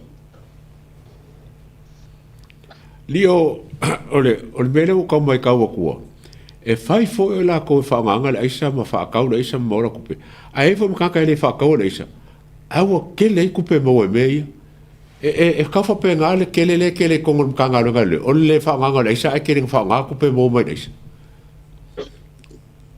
le tau e sila ia ka ngaka ka loka mai o fa finge ka maro loa o ka maiki o kupulanga e sila le ka ngaka o kupulanga nga a fa pe o ule kai ka ia se mako kengi ai aisa o ma fai ngo fa ngale ke le ka woni ka mai kupe ma wo me ngi le ka le on ka mai kupe ma me e me fai ngo fa nga inga ma lo sur kupe le fa ka pungi ku lo fa ka pungi mai ngo ka fa nga ka ka lo ai o mai o manga ku paulo la ki nga e ku ka ku fat para ngim ka ku feo ai for rich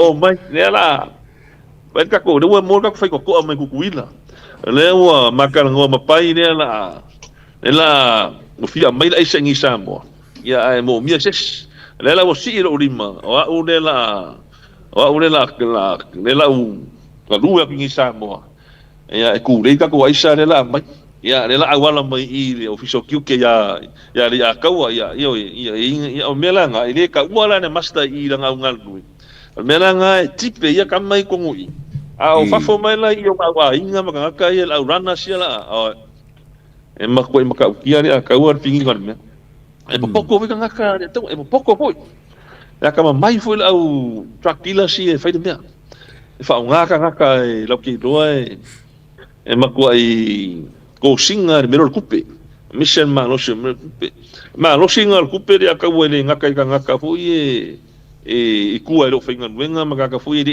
lengi ya onga a wo ko official malo ma kanga wenga malo ya ne o pe on kupu mengi de ya malo singa kupe ne mo mengi de ka ma ya ro ko ngoni ka wa ele o la yai si madun malo kulowa ele a fie makangi spam kalang o la yai si madun malo lo uma ya ka wa kanung kulai me ka fainga malo ia e pe wa mo workshop po sa ofikian kanga renga pe sa ka fe ngai de le ka le o sui pu lenga kulai me finga ya le ka usa mo lo sa wale ai la ko ia pe sa ka mi kai mi ngai wa makua i ma e wal kan ngo me de musu mai ne musu ma de fo wa lo mai na ko ia ale o ke se kala ya ko ai o le ai la ko ye le ngaka i ko rua le o fai lo mai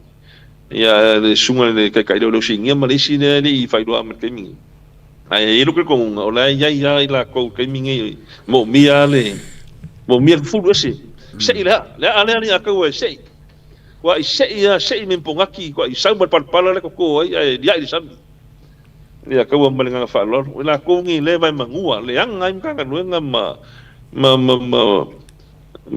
foi ka wa le ai ka nuenga ia male malu sa mo male malu su ka ko kungu o po lenga la male ni ka wa o ka ko walo fanga o su ka ko kungu o fanga wa onga o ma ko ka kia le anu la isa le ni ko ia ai fa pe ngase la ngonga ni ki pe fa sini lau fionga le fonga ka ko kalam ya lio ole mkanga lunga le squad le pon ka lunga le ambie leo o ke longa ai sile le ka le ngai momo o sile le ngai momo ai le waku ia in night fori ngam wole va kere ngale le mkanga lunga le fa ko ma singa ka lunga nai ai fa ku mele ya onga kulanga o ke o fika o ke le swa fonga de do e ko lo pulo le ele fionga e por ko fa ya ka woni kai mi lo ke le foi le lango sua el kako miskama ne pandemia wa fa kingo kulanga ako ai foi mangisio kamari i sa makunga lue le sai ku man kanga luenga le saka u le fionga pandemia de wo ko e ngalu lue ke mi ngi kako operation ne alo de laisa ale amilia kako vaenga le wa pe yo I la va fa menga ko le mol protection puingo le o kako swai ta ingi so kamari sa ngaru ai le kai mi wo ko ngai kere do ya o le wingi sila for good ya lesi kamari o tangaloa tauri kasi nga o kamari sa kai ka ia ka ko ami ya o kai mi ngai ya o ke la ngonga le ko se aku ya nai nga ua ko fo I menga ngai wo umba mo ki fa feao fa parikati parmia le la ko se melo I va ir ka ko ami ya le la se melo ai maualo de melo ai maualo ana winga na la kala ya inga kamari ma ye fo inga kamari o lo ye kai minge I ka ko ami ya ko o lo ye trust lo po le ka wa peri ka o le trust awa usually ya so se leo mo ni kai fam singonga te vela le sunga ngai ai ke wa alu ai fa ma ngiong mo lianga ai fa wa fam singonga lo pale ka ke le fa long ai ko la longa fiunga fam singo pa o kai me e ko la ila fa unga a o le ku nga mai fa salanga o se leo ulanga bo le wo uma ko la ia ku le lei mitigating factors ku le lei o le kanga lo mo ia mo ku le lei sa inga lue kanga luenga leo mo ko su ka sanga ia sa inga lue le vengo pandemia ia sa inga lue ia ame o misi ngai pa fo le ko la mo mai langa lo ia ku le lei uma le ko la ia ai o lo kai me ko la ia ngai ku fo a fianga po o so nga ku la fongo le fa king ia po le aggravating factors pa wa le ole upu fa mafa fa singo ianga ko la longa fa yonga ole upu le breach of trust ale ta we mo ya oki mai me o fa lo pe ya fa singo pe fa ya ko la longa breach of trust le fa ko kuanga le sa va ki oi they were breach ke le fa ko kuanga kanga luenga mingska pa le mia man malo sa mo sa ku wa ko ke o ke va ai fa kainga e ke va ai le ami na le mo puinga le au le wa ele manga ia au le wa e soli pala yo vai me la le ia o angi o kure nei mangi me o ko la me lo ia mo fa kaina ia e pangale ia le upane fa mafole breach of trust ia fa be mo fa msingo ia a fa iba ma singa le mo le fa salanga fa pui mo rianga le ya ka ya ka lo ia mo do fa me lo ya o e ko su ka usanga la service ya la ko ese ma singa kas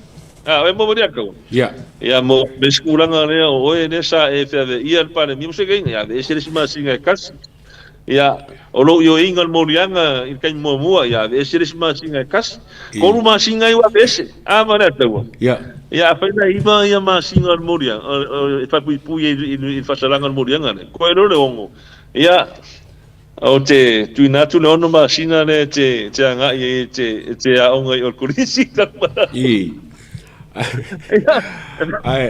ai ole ka upule le e makuyan ka upule le venga ngai o ngai le ngaka o i o kai ami a o ia fo fa kamara le vai ngolanga ami wa la siri ya li o ya o ka ngai e mai a fai la le uminga e le mkanga lo ngalo le a fai fo ke sila fia wo ye se le wo fa pui nga ga mi o fa pe e le ngaka po ka nga mela se sia me wo ye se le wo fa pui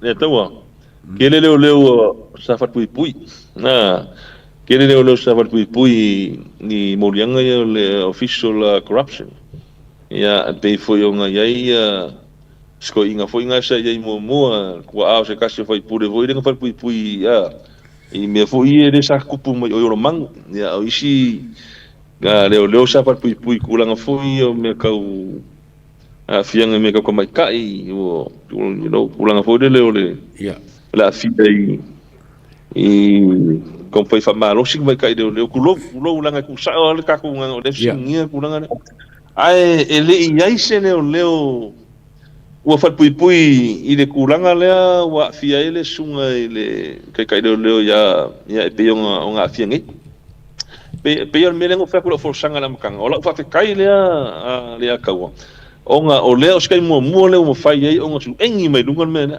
o fai lo se le singia o le lo a fia ka le anga i mena skai mo na ele skai mo le o kupu ai pe o fai sa kupu o fai mo na fio ki le fa le akiu mai sis fai nga ai le ma fai nga ma lo le pi sa ye nga mai ke ni ming ska mai la ko sa ye purenga o nga fa wa su nga ma mai lu mai la ko ye sa la fi ko me ye ma fai ya ma dikki information o nga ngi ka ngaka kai le singia ni so la ko sa mia kulanga mamulunga lenga mafuai unga le ya e vol por kikia ia tapenga ele ma fai nga finga malu fucking kulanga fa kai inga ukula i mari fast ai mai se lava ele ave ai o par mia ma ming skau de mo fai unga mai luma mai mo su engi mai lunga langa mai lunga sei me le io sei mai ya lela wa mai lunga ma fai lo ya samo ya lela ka kilo ngi kanga ka ule sa milikingo ba kasi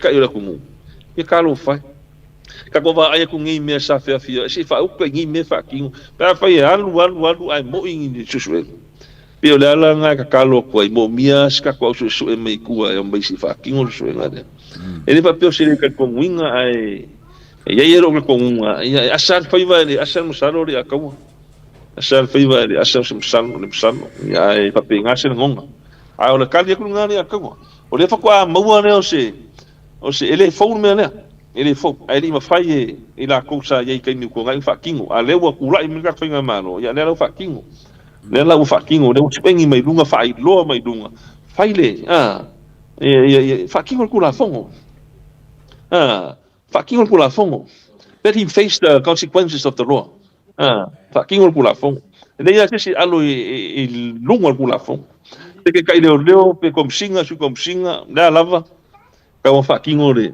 kula fongo Marorio o ke vai aku o ko ke leo nga wa ko ka wa ku me ya oi ke msalo si dia ku le ke leo nga wa si la fia e a fia me ia o nga sa ka ngumia il fefefe ke o kuli mala ko nga luenga fefefe i me o lo ke wa fia ngi si kulanga wa kele aku lo sila il makanga lo ngar kai mingo wa kele o le ye wa ko ka o kia oe malango il maka upule o le aisa e ngi le aku vol fa pesa mo ngai la ko kupe ka pung la ko ai le manga oe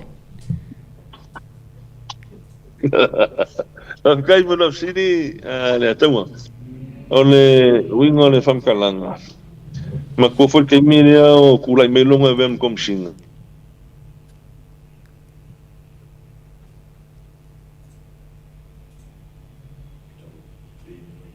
ko pe